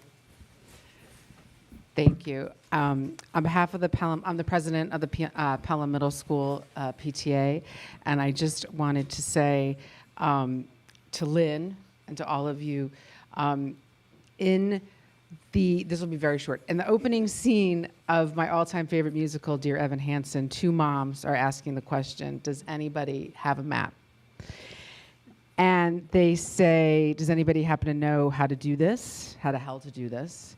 And they say, where's the map? Because the scary thing is I'm flying blind and I'm making this up as I go along. And the song's central theme is that parenting often feels like navigating without instructions, trying your best while feeling uncertain, afraid of making mistakes. Tonight, I want to announce I know who has the map.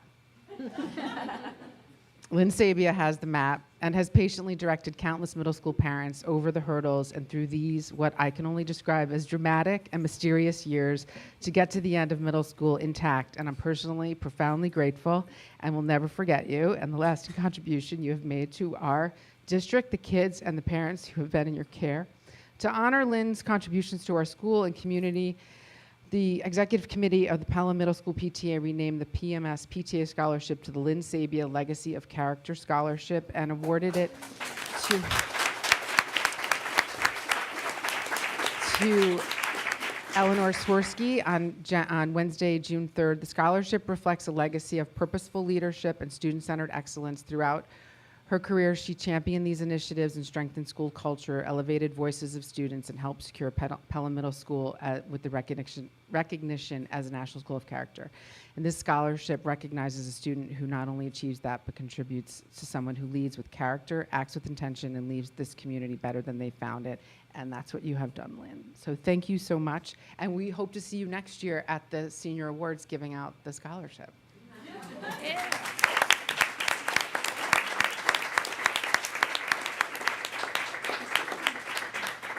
Only thing that stands between you and the Nick game is me, so I'm going to be short. I promise, Justin.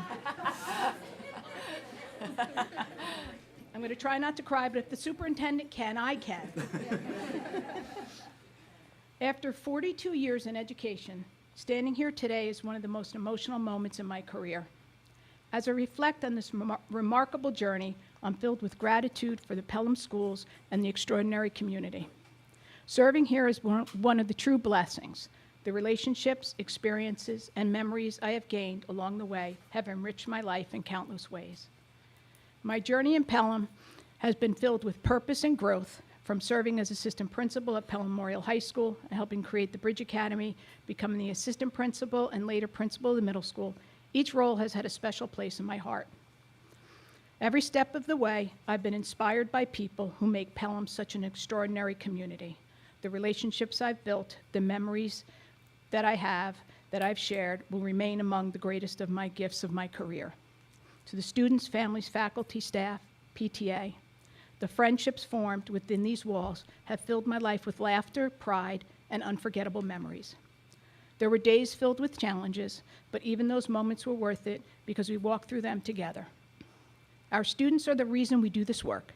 Watching them grow, overcome obstacles, discover their voices, support one another, and become kind, thoughtful young people has been the greatest gift of my career. To the faculty, staff, PPS team, there are simply not enough words to thank you. Every single day, you walk into this building carrying an enormous responsibility of shaping the lives of young adults. And you do it with compassion, patience, brilliance, and heart. You see children not only for what they are, but for who they can become. You stay late, you worry, you encourage, you comfort, you advocate, and you love our students through some of the most important years in their lives. The culture of care, dignity, compassion, and excellence that defines Pelham Middle School exists because of all of you.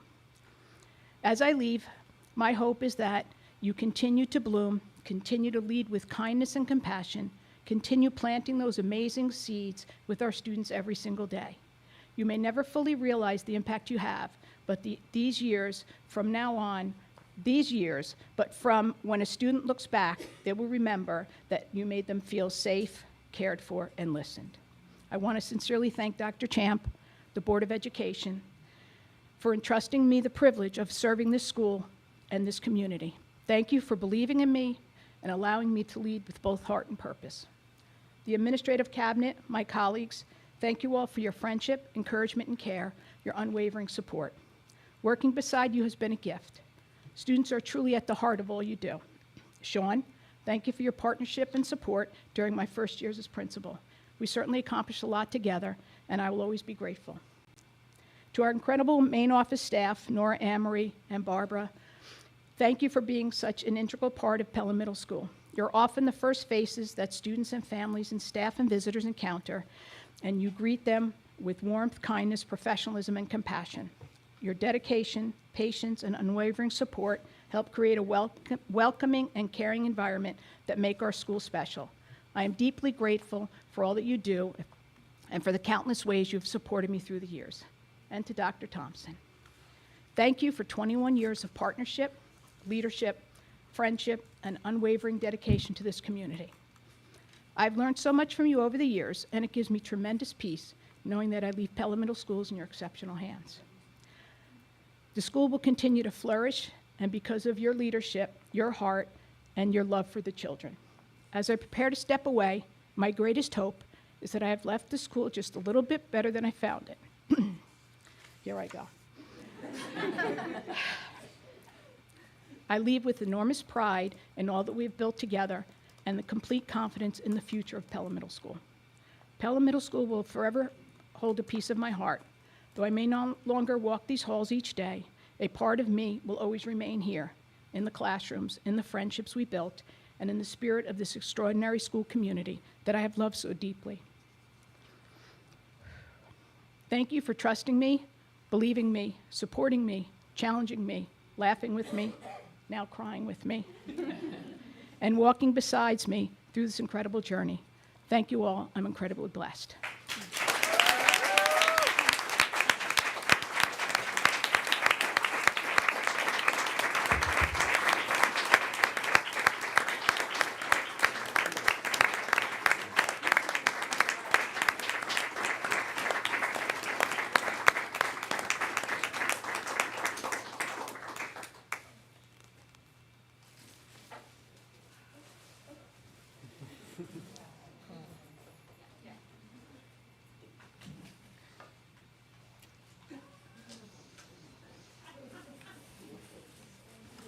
There's extra tissues up front. Just saying. Yep. So retirement is not the end of the road. It is the beginning of the open highway. May you enjoy the journey ahead with all the joy and freedom you've earned. Congratulations to all our retirees. We will miss you, but we wish you only the best in your retirement. Congratulations.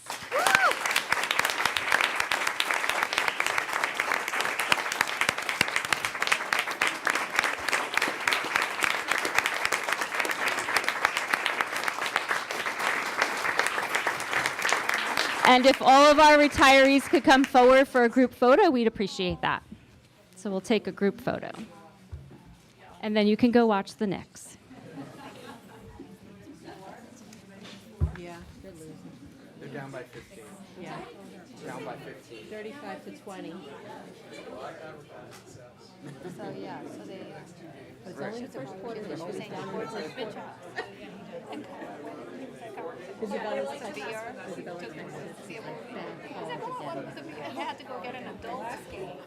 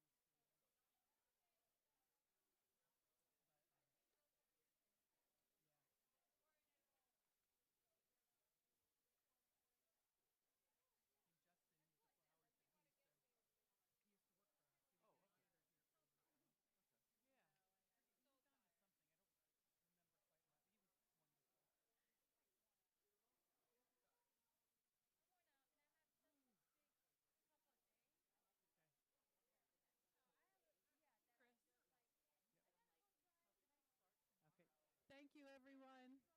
If we could have board members and cabinet, if you can make your way back to the table, we're going to resume our meeting. Thank you to all of our retirees and families. We do have a couple appointments coming up. If folks are staying around for that, we welcome you to join us for that too.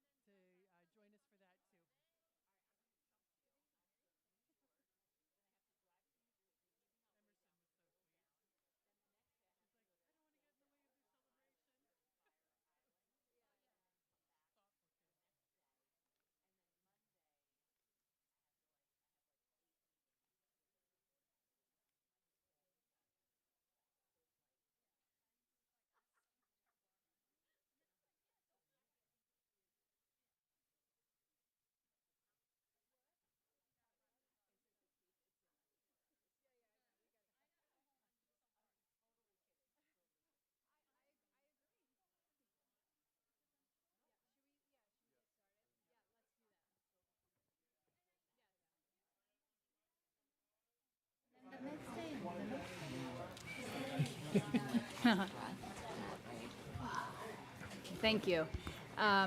We're back, and I'm going to move up 7.1, which is motion. Do I have a motion to approve as Schedule A? So moved. Second. Okay.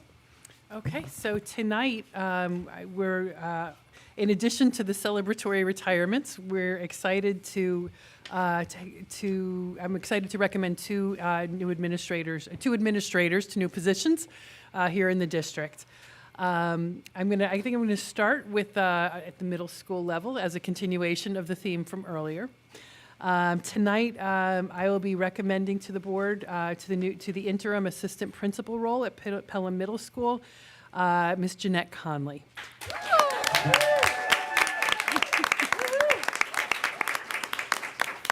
I think everyone here knows Jeanette is a longtime Pelham faculty member, and she was one of the original founding members brought in by Ms. Sabia to start our Bridge Alternative High School program.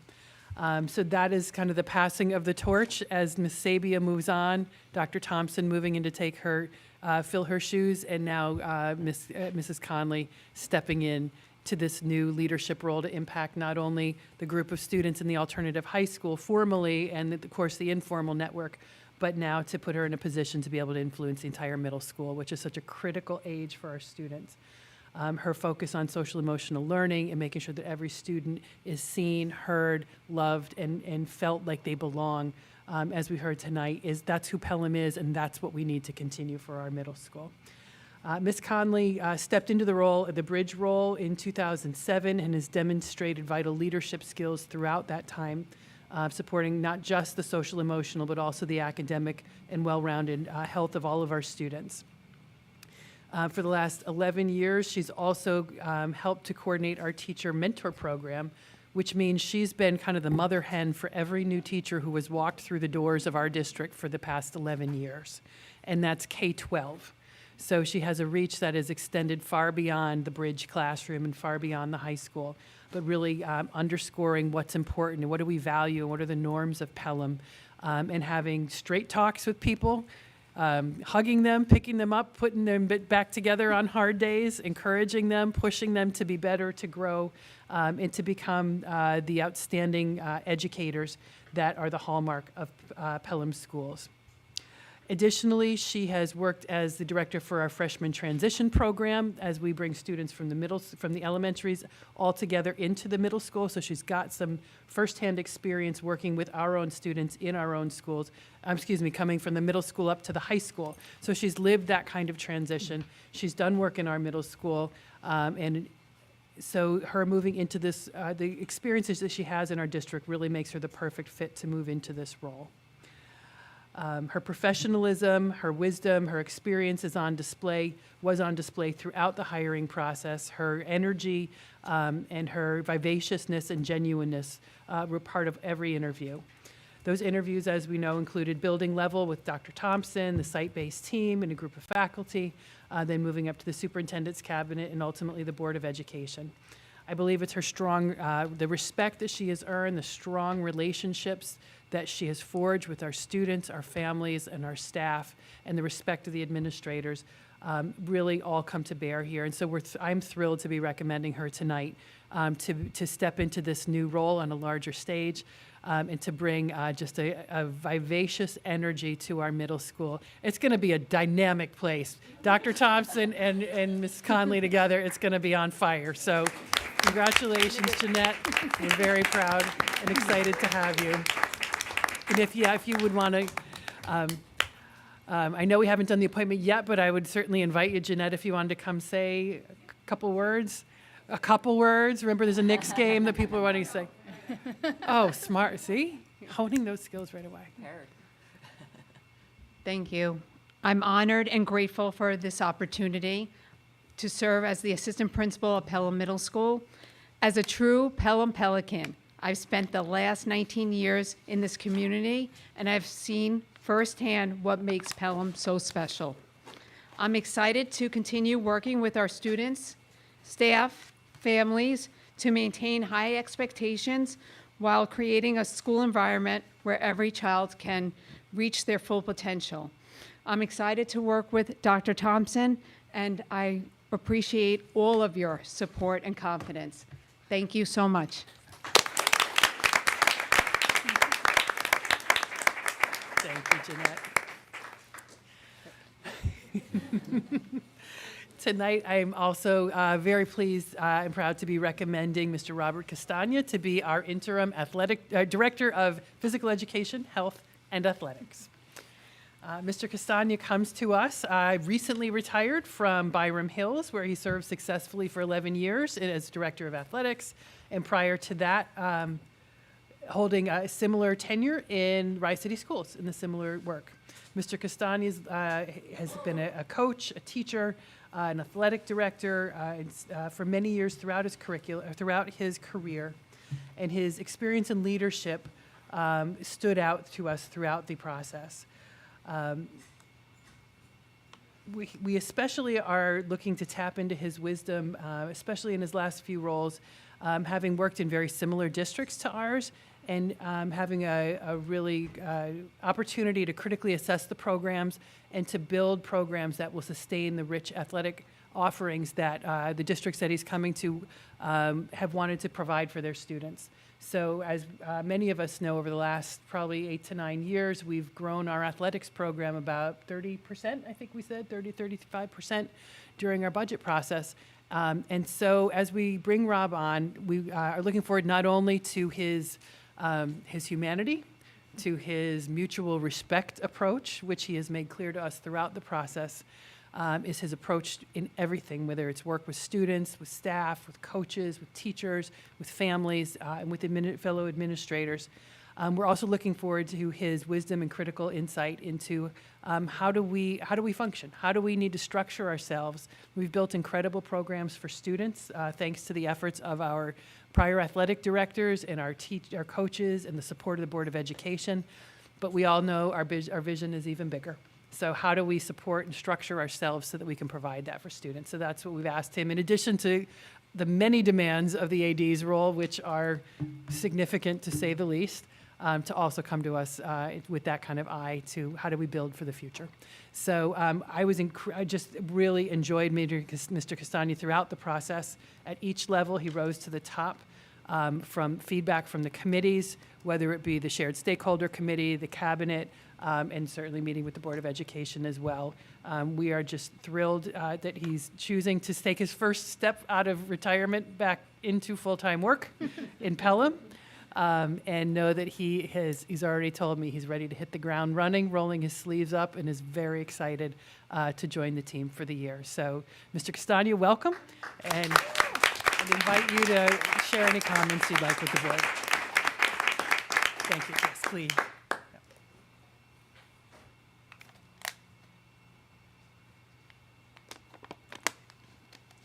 Thank you very much, Dr. Champ, the members of the Board of Education, the administrative team, and to the Pelham community. I am genuinely excited for this opportunity. to hold a leadership position in the Pelham schools. It's really all I think about night and day lately. I am ready to roll up my sleeves, although they're not rolled up right now. They will be soon. I really look forward to collaborating with, as I've seen here tonight, a team of dedicated educators and administrators, and collaborating with the student body, the teachers, the coaches, and the parents. So I'm really excited for that, and to contribute, to continue everything that I can deliver to enhance students so that they can thrive and grow as best they can in an environment of mutual respect. So I thank you for that. I thank you for this opportunity. I know I'm standing between the Knick game. I don't want to do that. But really, thank you for this opportunity. I'm really excited. Thank you. Thank you, Al. Yeah, we can make it official. Yes. So, all in favor? Aye. Yay. Okay. You all could go watch the Knicks. Thank you all. Have a wonderful night. There is a cell phone presentation by Mr. Llewellyn if you care to stick around. But I don't think he will be offended. Maybe I would. Thank you. Good night. Okay.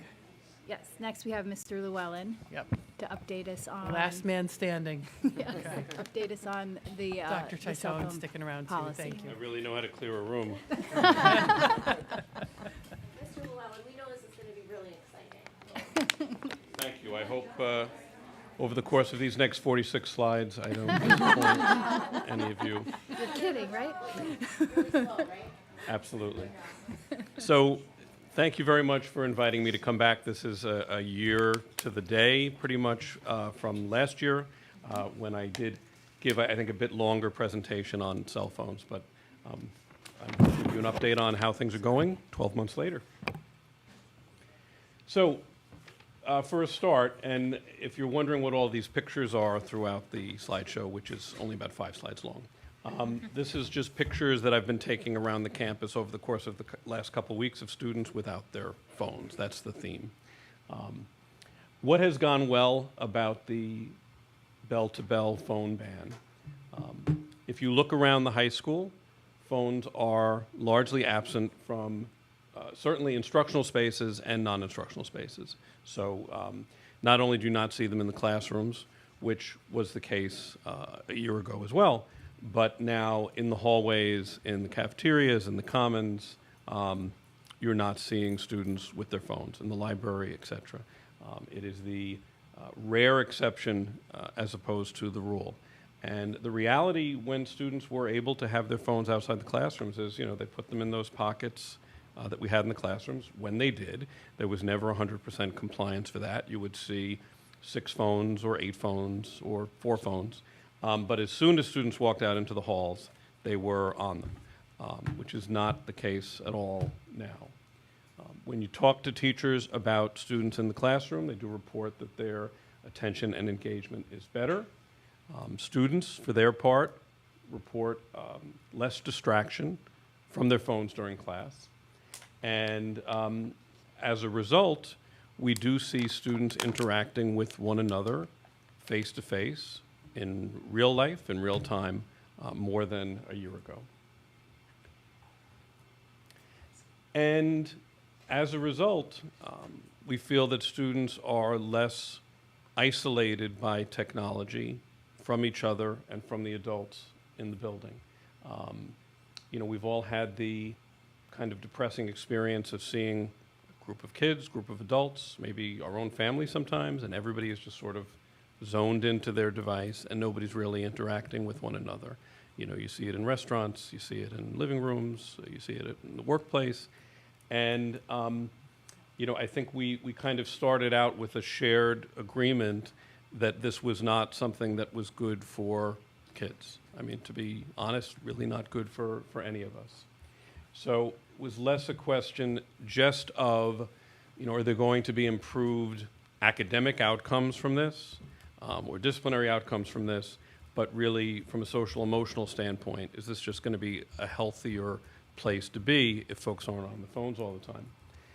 An interesting side effect of students not being on their phones is now adults feel weird about taking their phones out. And I can report from experience. I actually got a digital camera, because as you know from looking at my newsletter, I'm always taking pictures of stuff so that I can showcase what's going on in the building, because I didn't want to take my phone out to take pictures. I realized that Apple has gotten so good at making cameras in their phones that even a really expensive digital camera doesn't take as good pictures as a cell phone does. So I do pull it out for pictures, but it feels weird. Certainly if I'm ever in a classroom and I'm doing a observation, for example, or I'm just visiting and I get a text, my first thought is, is there an emergency in the building, or is it Dr. Champ? She's the main person who texts me.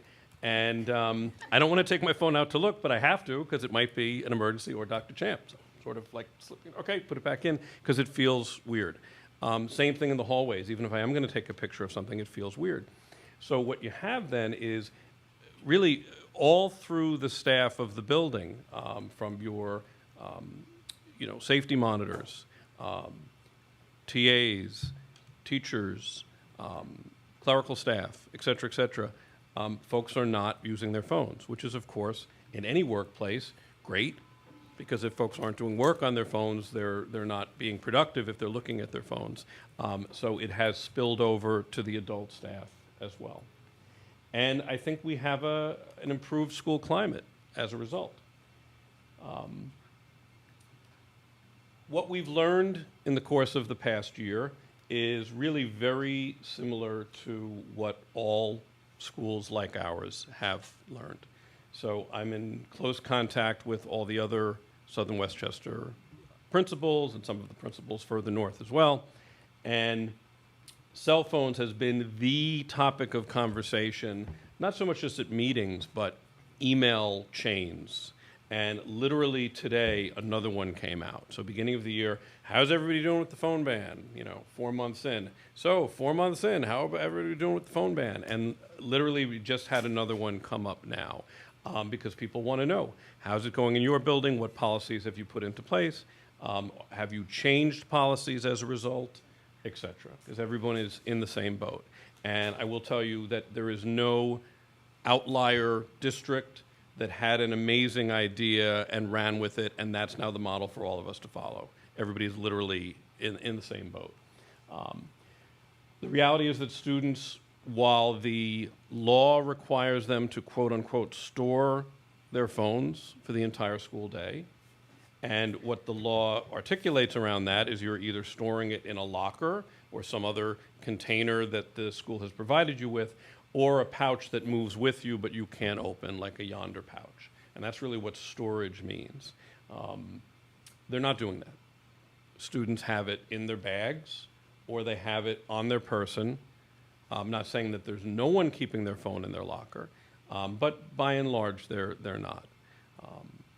And it puts us in a little bit of an odd position because it's a situation where the law requires us to require students to store their phones, and yet we know that they're not. So the way that enforcement typically works is we'll see a phone, and then that phone will be confiscated, and then the student is sort of, then in the disciplinary process, which is you need to come down, talk to Dr. Titone, it's a warning, she keeps track of that. Second time, it's a warning, and then there's a detention, and so on and so on. Not really escalating beyond a detention during lunch or free period because we're not, by law, allowed to escalate beyond that. The law specifically states that you can't suspend students for phone use. Not that we want to or think that would be constructive anyway. So are we checking lockers and, hey, your phone's not in your locker? No, we're not doing that. Are we searching students? No, I think that would be intrusive and inappropriate.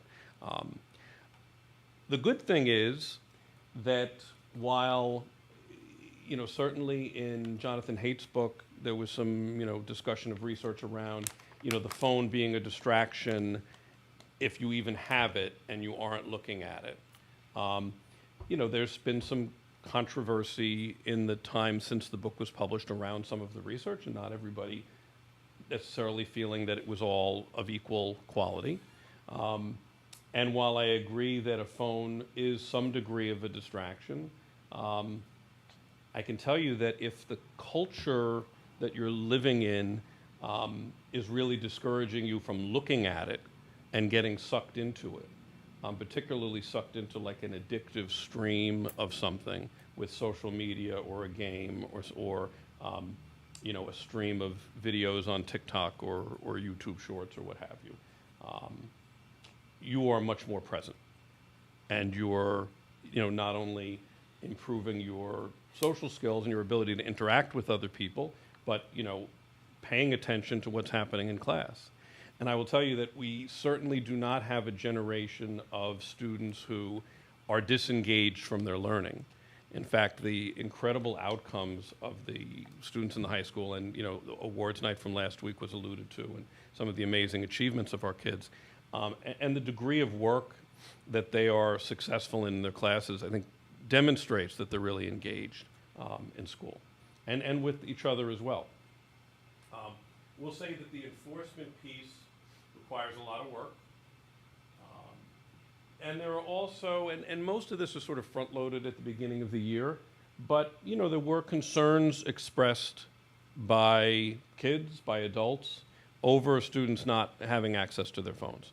So at the very beginning of the year, I had a number of parents reach out because now this idea of, you know, I can't contact my high school student right away was causing stress. One of the things that we did is opened up emailing to parents for underclassmen, which before that point only 11th and 12th graders could get outside email to their school account. So that was handled right at the beginning of the year.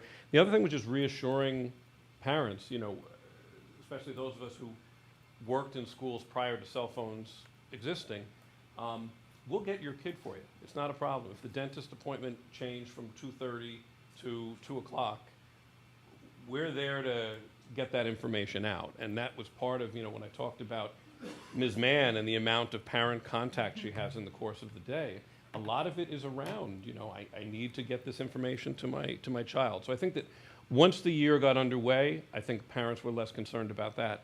The other piece was, I want my child to, if there's an emergency in the school, have their phone with them.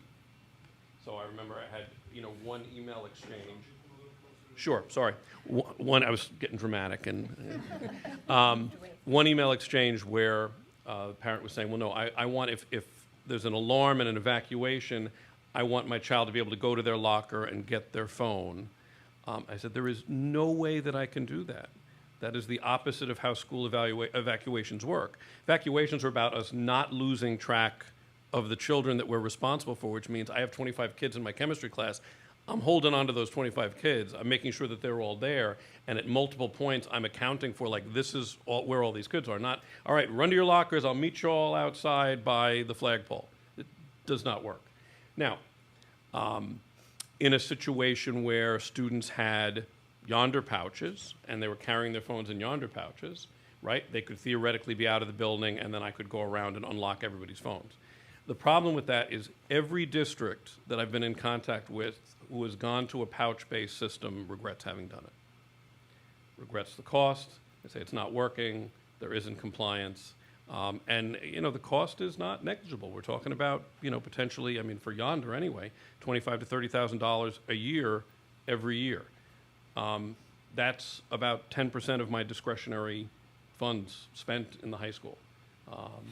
So the reality, back to what students are really doing with their phones, is they actually do have their phones in the person. So if there is an emergency, they would be able to get in touch with the parent would be able to get in touch with them. But it's a tricky area because we're skirting around what our stated Board of Education policy is, what our stated rules in the student handbook, et cetera, are. But that was the other concern about emergency situations. And then the other thing that comes up perennially from students is I want access to everything electronically, and I feel stymied by, the district network doesn't, let me, this is blocked, that's blocked. I want to have my own device. I want to just be able to get to everything all of the time. I will tell you something else that I've learned from our other local districts is that districts that were bring your own device districts and things were going okay, now it's not going so okay.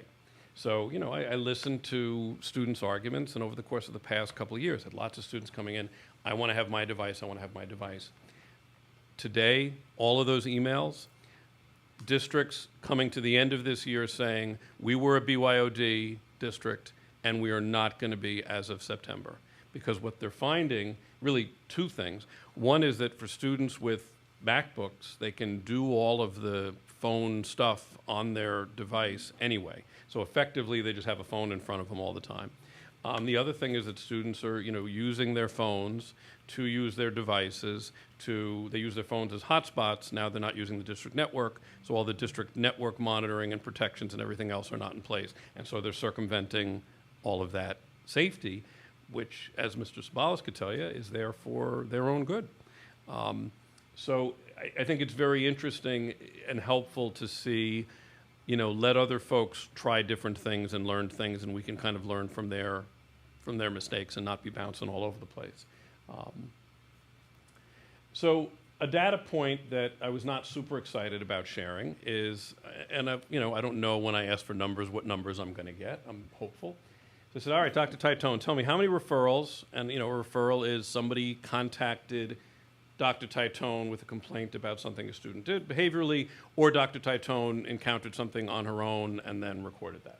How many referrals did you have for phones last year and this year? So we had 64 last year and 392 this year. Now, that data could be interpreted as, wow, students are using their phones a lot more now under the ban than they were before the ban. That sounds kind of counterintuitive. That's not what the data means, certainly not to me. What that means is that before, a phone referral would be initiated because a student decided to take out their phone in class when expressly they're not allowed to take out their phone in class, and the teacher sees them, sitting in the back with their phone behind a, textbook or whatever it is. Kind of a gutsy thing to do, something that we would expect students wouldn't be doing that often. Now it's students in the hallway, somebody sees a student with a phone, and it's confiscated, it's written up, etc. And there's some gray areas there too. What is the student using the phone for? If you ask students, and if they're always honest, sometimes it's, I was coming in to the building, I know the bell rang, but I needed to check something or whatever. Same thing about, going out. Because we're an open campus, those sort of ins and outs happen throughout the day. So it's, I was just coming in, I hadn't put it away yet, etc. My mom needed to get in touch with me about something. Sibling needed to get in touch with me about something. I had to look something up related to my college applications, a litany of reasons.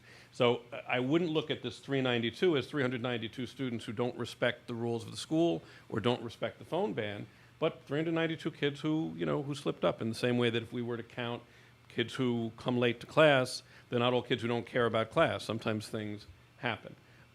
I will say that that's a lot of work. I will say that sometimes the office looks like a bakery at the end with students sort of, looks like, all right, take a number. It's usually not 10 kids, but there have been days where it's 10 kids. Most of the time it's 2, 3 students. They're coming at the end of the day to get their phones from Dr. Titone. And again, it's students who, they were in a hallway, they were in the commons, cafeteria, etc. I will say that there are times when I've not wanted to enforce this too. I'll give you a context. You have a kid who's in a stairwell, having some quiet time by themselves, headphones on, listening to music. They're using their phone to listen to music.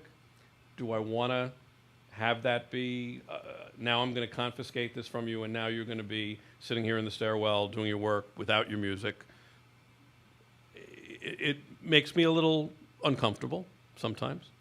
But we do want to have consistent enforcement, which I'll get to moving on. I just did want to point out, I'm sure you've noticed that teenagers play hacky sack again. Mm-hmm. I think this is so cool. I enjoyed the 90s very much.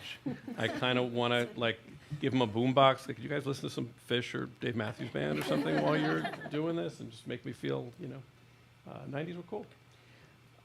So, looking ahead, and in terms of strategy, yes, Mr. Burke. Just back on the slide before on Yep. the numbers, would you say the 392, was it heavily weighted towards the beginning of the year? Has it been getting worse as the year goes on? Pretty steady. Yeah, pretty steady. Pretty steady. Yeah. Okay. Yeah. Which I think is interesting because it kind of represents what I think is probably a baseline that we're not going to make a ton of progress with. I think we can get that number down. It'd be easy to get it down if we just didn't enforce it as much. But enforcing it at the level that we do now, I think there are some ways of getting it down, and that's what I'll talk about. Well, may I don't mean to interrupt Yes, your Mr. flow, Yep. but can I just respond to that? Yep. Which is, have you found that the behavior of students is different based on which grade they are? Because one of the things I think we were speculating is that a 9th grader who is used to not having his or her phone because of the middle school experience versus today's 12th grader who has had, a few years under their belt of sort of, much less enforcement. The 9th grader is just going to be much easier. They just have the muscle memory of not having their phone with them. Are you finding that? Are you optimistic that as more middle schoolers, populate the high school in a post-ban world, it'll just be easier to enforce? Somewhat. So for the middle school students, the one variable that hasn't changed is, they haven't been able to they've essentially had a bell-to-bell ban for their whole experience. So it's nothing new for them. I think there's sort of a yes and no. So I would say yes in terms of the middle schoolers. As they come in, they're more used to it. So it's not something new, whereas this year, a 10th grader went through a year where they could have it in and out, right? I do find that the younger students are more attached to some of the addictive aspects of their phone that I think some kids grow out of a bit as they get older and get interested in other things. So, for example, you might have a 9th grader who's really into playing Clash Royale, where an 11th grader might not. But I don't have the data disaggregated for you by grade, but that's certainly something, I think the two questions that came up around time and grade are good data points to add to the discussion. So looking towards the future and baby goats, which has become one of my favorite things. And I don't want to sound naive here, but this is something that I've thought a lot about, and I really do believe. Kids don't necessarily change their behaviors based on what adults think is good for them. In fact, part and parcel to being a teenager is wanting to do things that adults don't want you to do. In fact, that makes things more appealing in some ways. I'll make a reference that I know Dr. Champ will know, being a musical theater person. In the play The Fantastics, there's a song called Never Say No, because all you have to do as a parent is tell your child no, and then they'll just do that thing. And so the two fathers in the play use that to their advantage, and they forbid things that they want their kids to do. Kids also, working with high school students, they're very smart, they're very clever and thoughtful, and they care about themselves, including about their personal well-being and the well-being of their peers. And, I've seen changes in student behavior over the course of, let's go back from the 90s till now, that have followed some interesting patterns. Just to give you one quick example, when I was teaching in, 1993, I would say maybe 40 to 50% of the kids smoked cigarettes, to the point where, there was a smoking area, I don't think it was sanctioned, but right outside my classroom window, where I could look out the window and call up to, hey, Jerry, class started, and he'd, stomp his butt out and come up to class. Kids stopped smoking. Now, lots of people stopped smoking, but, kids have continued doing lots of other things that are unhealthy. At a certain point, they decided, this is not something that I want to be a part of. Now, that took quite a while, but I saw something else happen much more quickly, which was that, teenagers were recreationally using strong THC edibles, and some of them were getting sick as a result. And you talk to kids now, and lots of high school students will say, I do not want any part of that because I don't want to feel that way. I don't want to get sick. This is not good. And so there was that initial, wow, it's legal, and so that's taken barriers away, and it's a novelty, and I want to try this thing or whatever. It's like, whoa, not for me. Now, do they find new dumb things to do? Sure. They've got these snooze things or whatever with the tobacco, with the nicotine in them, and they got a little pouch, and great, let's think of like new and exciting ways to get cancer. I think that's going to go away too, because the reality is that students are interested in their wellness, intrinsically, socially, sometimes as a status thing, whatever you want to call it. They want to be healthy. I think that they understand from their experiences with cell phones that it's not good for them, it's not good for society as a whole. And you don't feel good. It's like McDonald's. You crave McDonald's, and then you have a big thing, McDonald's French fries, and you kind of just feel lousy afterward. I don't know about you, I have the same experience. If I get sucked into scrolling, for me, the only thing I'd have that would scroll would be Facebook. But, I've been thinking a lot about this idea of the endless scroll, right? And the endless scroll is really terrible. And it's that same thing they talk about, with somebody who's sitting at a slot machine, right? It's that dopamine rush that you get, and then it kind of gets duller and duller and duller and duller, and it takes more and more to give it to you, and you're just kind of trapped in like, why am I looking at this? I think they get that. And so in terms of changing student behavior around phones, I would like to shift somewhat, not involving a change in policy or rules, but in tactics. We're not talking about keep your phone away because it's against the rules and I don't want you to have it, even though it's really fun, and even though everybody else is on them all the time, including your parents and everyone else you see. But let's talk about how this is bad for you. How do you think it's bad for you? Are there times that you feel lousy after being on your phone? Are there times when you feel addicted? Are there times when, boy, I'd really like to go to sleep, but I need to keep looking at this? Are you wasting some of your life? And how much of your life do you want to spend as a sucker to algorithms that corporations have created in order to just make money off your time and your health? And so this is what I'm going to be thinking about and collaborating with my colleagues on as part of our general focus on social and emotional wellness for students. Where do phones fit in for that? And I want to get them to not want to use them, encourage their friends to not use them in the same way that they talk about not drinking, in the same way that they talk about not smoking, same way that they talk about not using drugs. Because I think it's going to have as much potential negative impact as any of those other things on their health. Yes?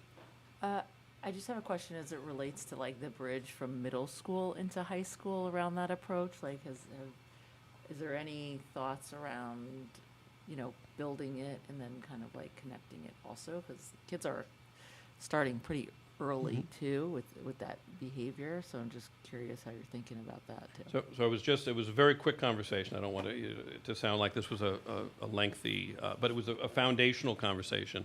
I was talking to my colleagues in the middle school about something, tech-related, phone-related, and I said, one of the things that's frustrating is we want to get messaging out to parents, and we want to communicate with parents, and want to give them tools, particularly at these key points around when kids get their first phone, when they're getting their first social media account, et cetera, et cetera. And when we planned things, or other community groups like Pelham Together, plans things, we kind of get this magic 30 people showing up. And one of the things I had said yesterday to Ms. Sabia was, maybe we need to get out in front as, not that we're such celebrities, but sometimes there's this level of like, we can get experts, but also be there too. And we're having this meeting where, it's the principals of both schools, it's, someone else from from the outside who's an expert in tech, somebody who's from law enforcement, whatever it is, and we're really having like let's make this like 100-person meeting or a 200-person meeting at these key points where we can be helpful to parents. I also think, and again, I've known Dr. Thompson for 16 years. I'm really excited about working with her now that we're, in these roles. We're in the Principals Club together. So I think that partnership is very, very important, and that consistency. And, so when I think about other areas that we can do better here, parent partnerships is, I think, really important. That we are communicating more, we're communicating at key points, and key points to me would be school's about to start, right? Key points actually after the December holidays, because a lot of kids get tech. This was when we found out about AI glasses, because a bunch of kids got those Ray-Ban glasses with the cameras and everything in them.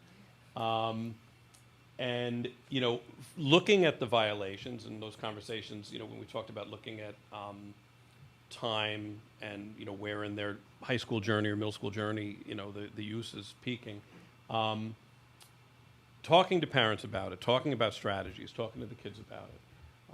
And then the other piece is, are we enforcing phone use as consistently as we can?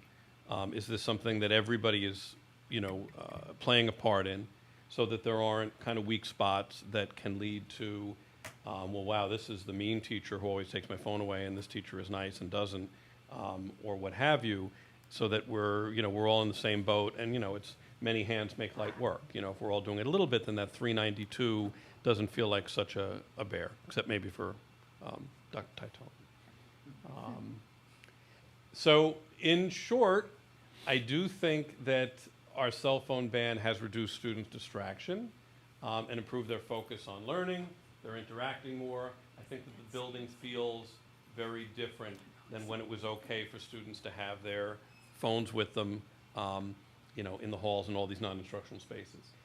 Now, how do we move from just students complying because it's the rules to students taking ownership over their own phone use, which, I think in the end would be having a healthy relationship with tech for the rest of their life, not just, well, when I'm in college, they don't have any rules about phones, so I'm just going to be glued to it all the time then. And instead, no, I've established, I need boundaries around this thing in the same way that adults establish boundaries around drinking, where you understand that, one drink is okay, but, 8 is probably a terrible idea. 20 minutes looking through Facebook is not a bad idea. 4 hours is probably really unhealthy, and teaching kids to be able to do that. So I'm happy to answer anyone's questions. Thank you very much. Of course. Thanks, Dr. Llewellyn. Mr. Llewellyn, thank you. Any questions? It's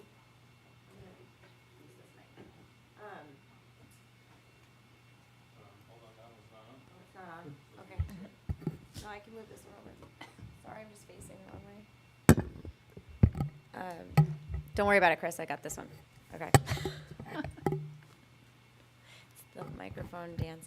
So, thank you for this. It was a really great update. I'm very positive. Glad to hear that the cell phone ban has been successful for the most part. Thinking about that 392 number, I don't think that's at all surprising, considering what the new enforcement, what the new law requires, and I really look forward to hearing how your plan for that, the implementation of, or whatever, however that plays out, what you spoke about, empowering students to take ownership of their technology use. I think that that's a great idea. I believe in our students that they can do it and that they want to do it. And empowering parents, I think you've all heard me talk about the parent-school partnership and how important that is. And what I saw on your slide made me think about, empowering parents and equipping them with the tools to help empower their kids to take charge of this. I think it's totally doable for the middle school, and I would be in middle school age kids. I did something similar with my 9-year-old last year during the summer when he wanted to stay up all night and didn't think it was going to impact his day, and we tracked it. And I asked him how he felt in the morning, and I asked him how he felt in the evening, and why, what was going on with him. And we looked at the data, and then he was really able to see how not getting enough sleep impacted his day. So if a 9-year-old can do that, and now he, a year later, remembers that study that we did, or remembers that data that we can talk about it. And he doesn't want to stay up all night on a regular basis anymore, because he knows that the next day is going to be harder for him to focus at school or to have good conversations with friends. So if a 9-year-old can take ownership over his sleep schedule, then our middle school and high school, and even at the elementary school level too, I think our kids and our families can take ownership over that. So that'll be a really interesting update to get from you as that plan comes together. Great, thank you. Any other questions? Just a few reactions and thoughts. First of all, agreed that the 90s were the greatest decade, undisputed. Thank you for the candor and sort of realism of what you said. It was a very helpful presentation. Thank you particularly to Dr. Titone. 392 sounds like a lot of work, clearly is a lot of work. But I think what you're also saying is it's worth it. It's not just pointless bureaucracy. It feels like all stakeholders are agreed that it's kind of worth the effort. And so, thank you for keeping your foot on the gas there. I agree that, the sort of an assertive policy to bring your own device is probably, good. And we should continue to be kind of assertive around that, in my opinion, because it is a loophole, I also agree with you that parents definitely need to play a role in this. I mean, it is so tempting as a parent just to fire off a text or a few texts during the middle of the day, and because it's just easy, and I think if parents get in the habit of doing that, or, find themselves doing that, then they are as much culprits as anyone else. And so I think sort of engagement with the parent community, I think, is key. I think the only place where I have a slightly kind of different thought or interpretation of something you said I'll be candid and say, I'm a little less optimistic around the kind of student empowerment piece, only because I completely agree with you that the students kind of know that this is bad for them, and some of them even kind of know that they have a problem, and I agree that they kind of they have that self-awareness. Agree with that. I think what's different about cell phone usage versus some of the other addictive opportunities out there is just how addictive it is, and B, how accessible it is at all times of day, And so I'm just personally a little less optimistic that students will figure it out for themselves. Not because they don't want to, it's just because of the power of the technology and how it's constantly evolving, and how good these tech companies are at kind of making it straight to the vein. So those are my thoughts, but thank you for the presentation. I thought it was very, very, very good. Thank you. I think that, thank you for the presentation. I think that it seems as if the ban is accomplishing what the goals that you've set out, right, for the building. The kids aren't on their phones in the classroom, which they're visibly not on their phones in the hallways. I mean, I've seen it myself when I go to bond steering committee. You walk by the I walk by the library, and I see kids sitting in the library, like I'm surprised. I'm shocked they're reading. They're not. They're not. You know, they are not. At a different time, they would have been. Their phones would have been out and possibly looking at that. You don't see any phones. So I think it seems for the most part. I know there's not 100% compliance. I mean, we see the 392, but that it's accomplishing, you know, what you've set out to accomplish, which is, you know, congratulations on that. And I know it takes a lot. It takes a lot of effort on behalf of everyone. And then I do like the idea of putting sort of another goal on it of let's teach them how to manage this, right, for the rest of their life, like once they leave high school. So, thank you. Thank you.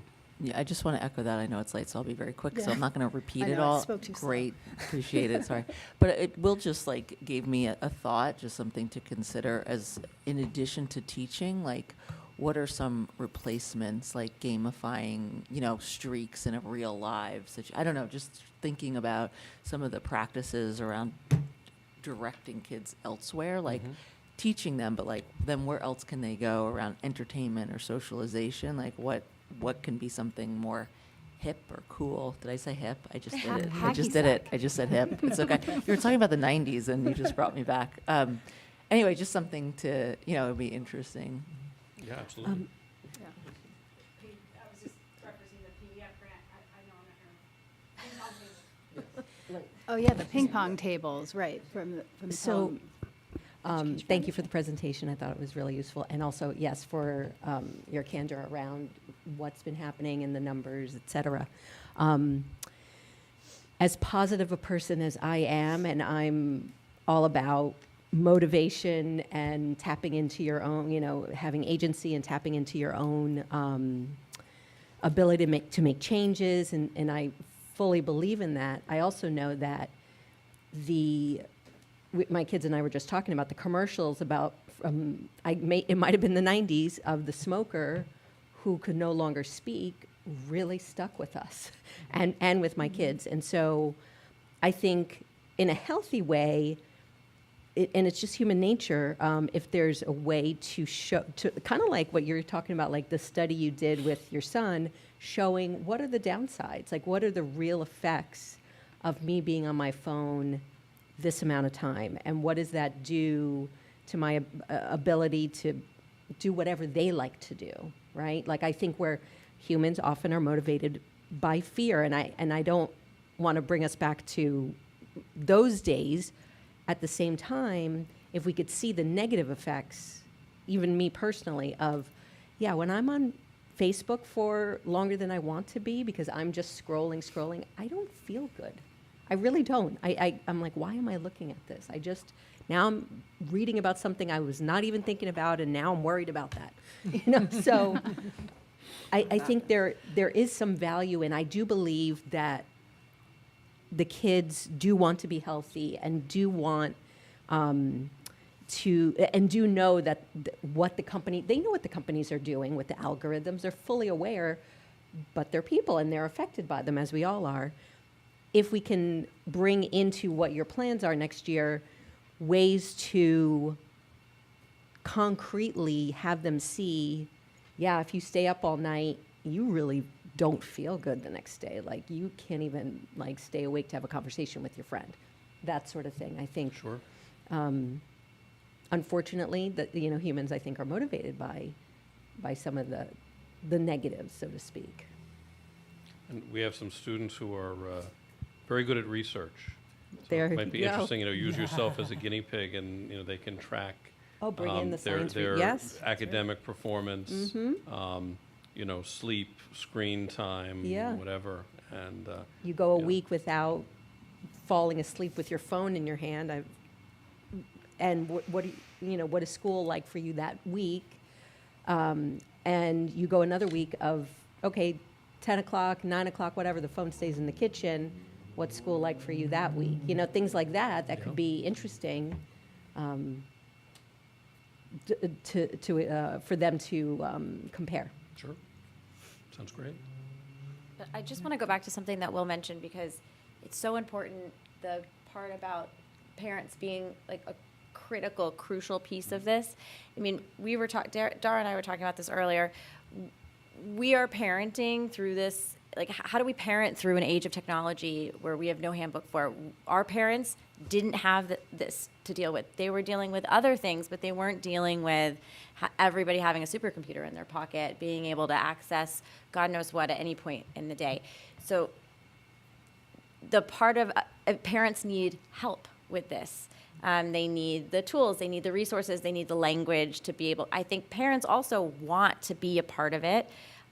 Parents, at least the parents that I speak to and spend a lot of time with, are very aware of the fact that they are on their phones too, and that they have to model the behavior. But they also maybe struggle with, we all work from home, and your device sometimes is like how you can stay connected to email. But how does your kid know that, you're dealing with work versus something that's not work, right? So parents, so that piece of when you said you guys weren't celebrities in the community, but maybe you'd get 100 people if it was the principals. I think you a little bit are maybe celebrities in the community because they, maybe not celebrities, but they want to hear from you. You are experts. You are experts. So if the principals from our elementary schools or middle schools and high schools or whatever are coming together and doing an event, parents will show up for that because what you guys say directly impacts their children every day, and that would be the draw to come and hear you speak about what's happening in the school or what resources that you've put together or created to give to them to help them. I do think that would be an important part about getting parents on board, or not on board, they're already on board, but involved in the process and along for the ride for this. I think that sounds great. Thank you. All right, thank you, Mr. Oops, sorry. Sorry, I know it's getting late. I did have one question for you. Maybe it's a multi-part question. I apologize for that.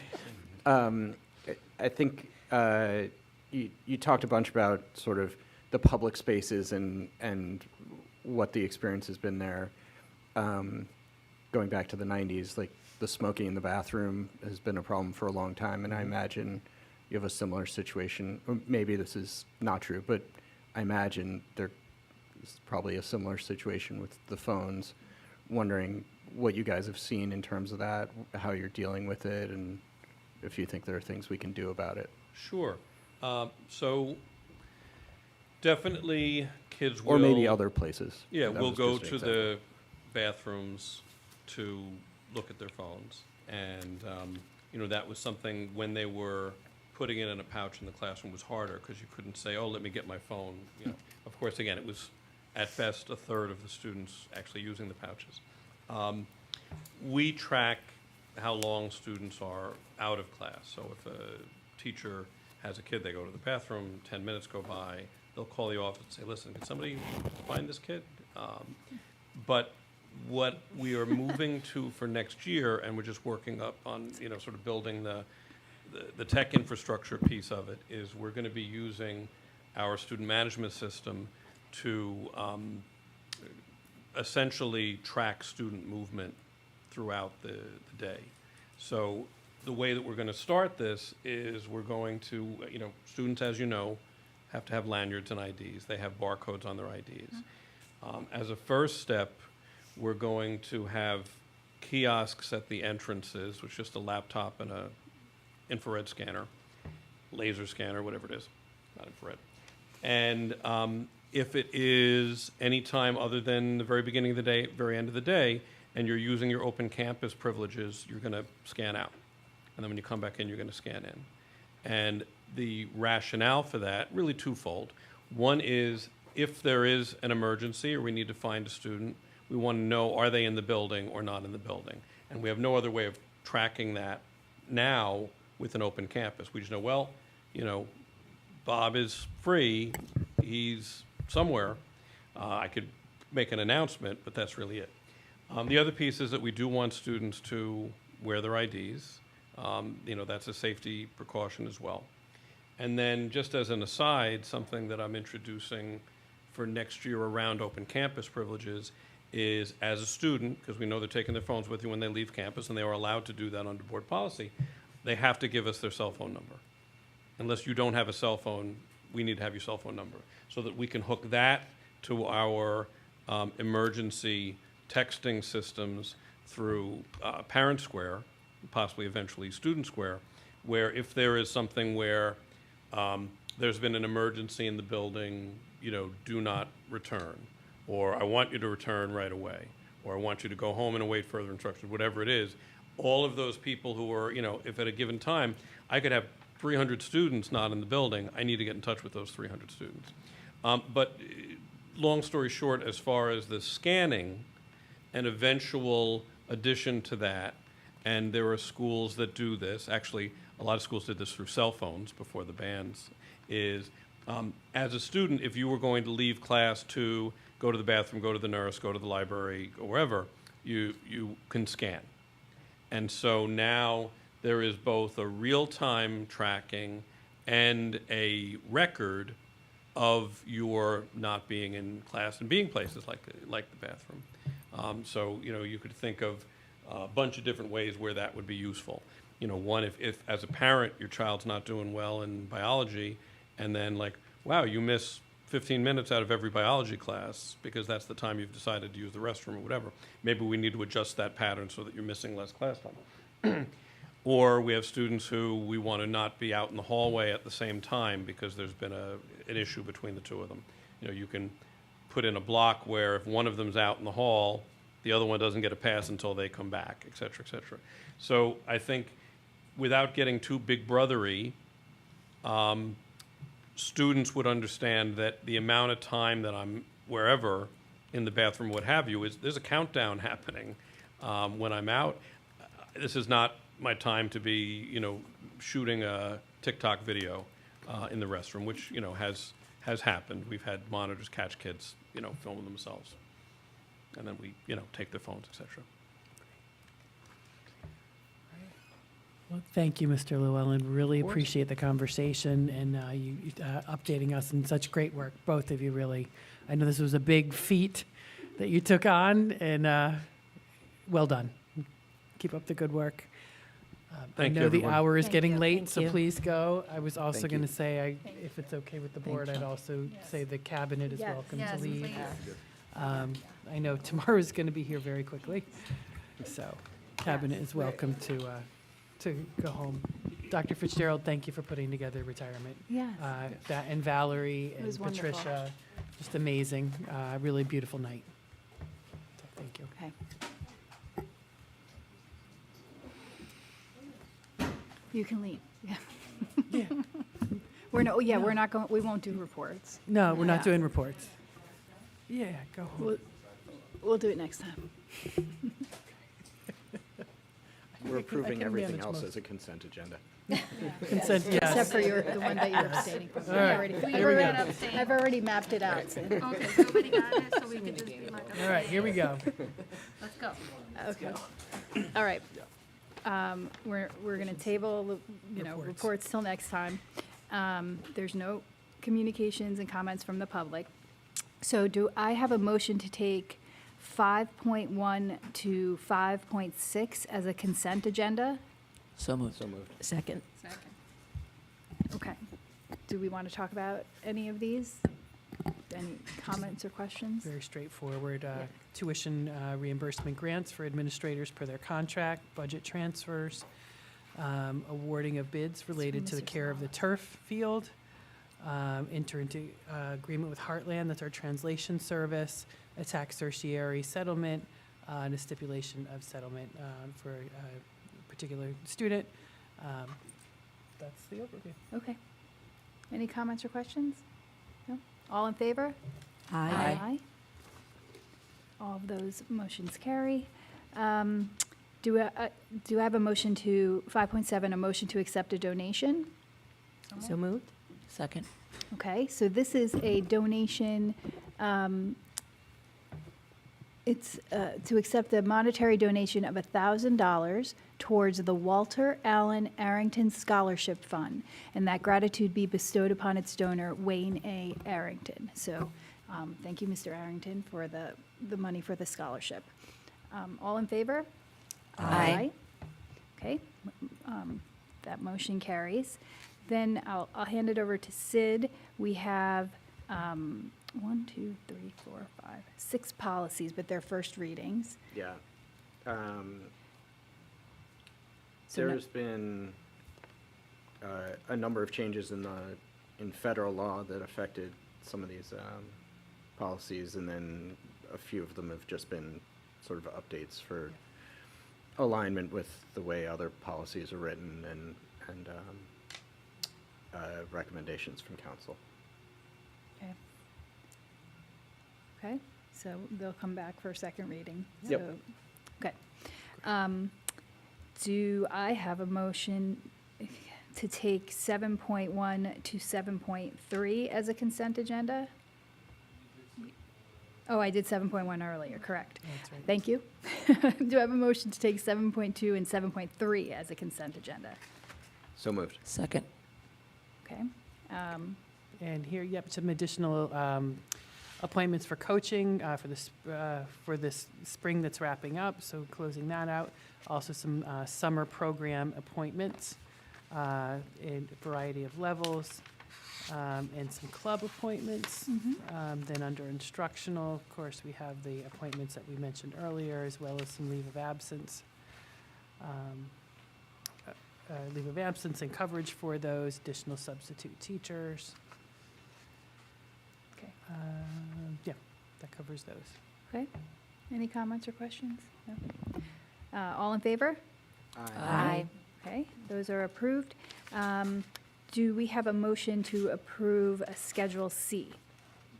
Did we do We did do 7.4. non-instructional, 7.4, yeah. There was 2 Schedule Cs. Oh, yeah, 7.4. Do I have a Yeah. motion to approve that Schedule C? Yeah. So moved. Okay, and here we Second. have, sorry about that, second. Appointment of a school monitor, a series of seasonal summer custodial workers, students, former students, college students coming back. Pardon? This is just the June bunch. I think we've got Yeah, another there will bunch be for, more. Yep. for July, August stuff. Okay. And I think Natalie and I are going to abstain Abstain. on this one. Understood. Yeah, wonderful. Okay, all in favor? Aye. Any abstentions? Aye. Okay. I am. Thank you. All right. Let's move to 8.1. Do I have a motion to approve a Schedule D? So moved. Second. All in favor? Aye. Is there any new business? I'm staring at everyone like, no. Oh, go ahead. Then one. Oh, yeah. Wait, I have something, but if you guys want to, I don't know. wait, you can go. Okay. Yeah, and then we can. Okay, great. Go ahead. So I don't know, just really quickly, I want to highlight something that was in the most recent issue of Onboard.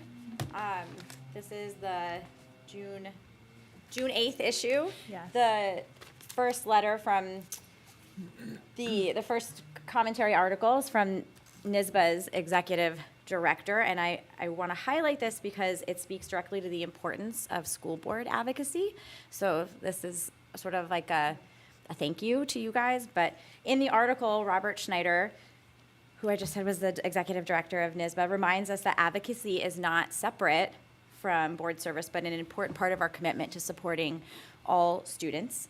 He describes advocacy as a team sport, and that when board members share their concerns with organizations such as NYSBA or WestPut, legislators and other educational partners, we help make sure state-level decisions are informed by the realities facing our students, our families, and our community. The article noted that several items in the final state budget, which finally passed, reflected the advocacy priorities of several school districts from around the state, including the 5-year delay of the zero emissions bus mandate, which you guys may remember that resolution that we passed. Well done. And NYSBA described that as a very important advocacy victory and directly contributes that victory to the efforts of individual school boards or school board members from across the state uniting their voices together. As legislators heard what the impact of implementation would be, and that was why the result was a 5-year delay, because as recent as February and conversations I was having, they were not on board with a 5-year delay. They didn't even really want to hear about it. But it ended up happening. And so I'm highlighting this because it's a great example of why this work matters, because so much of what affects our districts is shaped by decisions made at the state level, whether through mandates, funding formulas, regulations, reforms, or timelines. Local boards play an important role and have important responsibilities in our districts, but we also operate within a framework that has been laid out for us by the state. So advocacy requires persistence and patience and celebrating those small victories, because those matter even when those efforts are not obvious or the work is not always visible. It still matters because it connects our local government's role here with the broader policy decisions that directly affect public schools and public education. And Pelham is a community that values civic engagement, and advocacy is a part of that. So I am proud to be on a school board with you all that engage meaningfully in that work and are actively modeling those values for our community. So I want to recognize you all for that, and thank you for your support and your engagement in this advocacy work this year, because it has led to some big wins and some small wins, and so I look forward to continuing this with you guys. Thank you, Catherine. Thank you. Thank you for bringing that up. I'll use the word that Will said about that board issue, that it was riveting, right? There was a lot. There was a lot to cover. There were a lot of good articles in that one. I read it on the train. I really do. I actually thought the last issue was also was also very interesting. The one with the insert? Yeah. Yeah. Yeah. So it's a good paper. Just arrived. It's physical too, Charlotte. Yeah, I like to carry it around. It reminds I don't me know if we have a the decision. We have 90s. to have a decision on that? Yeah, 'cause Because we I don't need think we to- have one. Yeah. Yeah. Okay. I had sent out earlier today, and Dr. Champ had mentioned this in her Yeah. report on Saturday.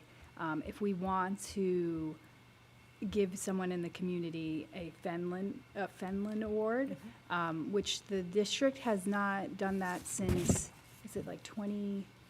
I mean, it's a Yeah, very it's been long time. several years. Yeah, yeah. 2021? Yeah, 2021. So I guess 5 years ago now.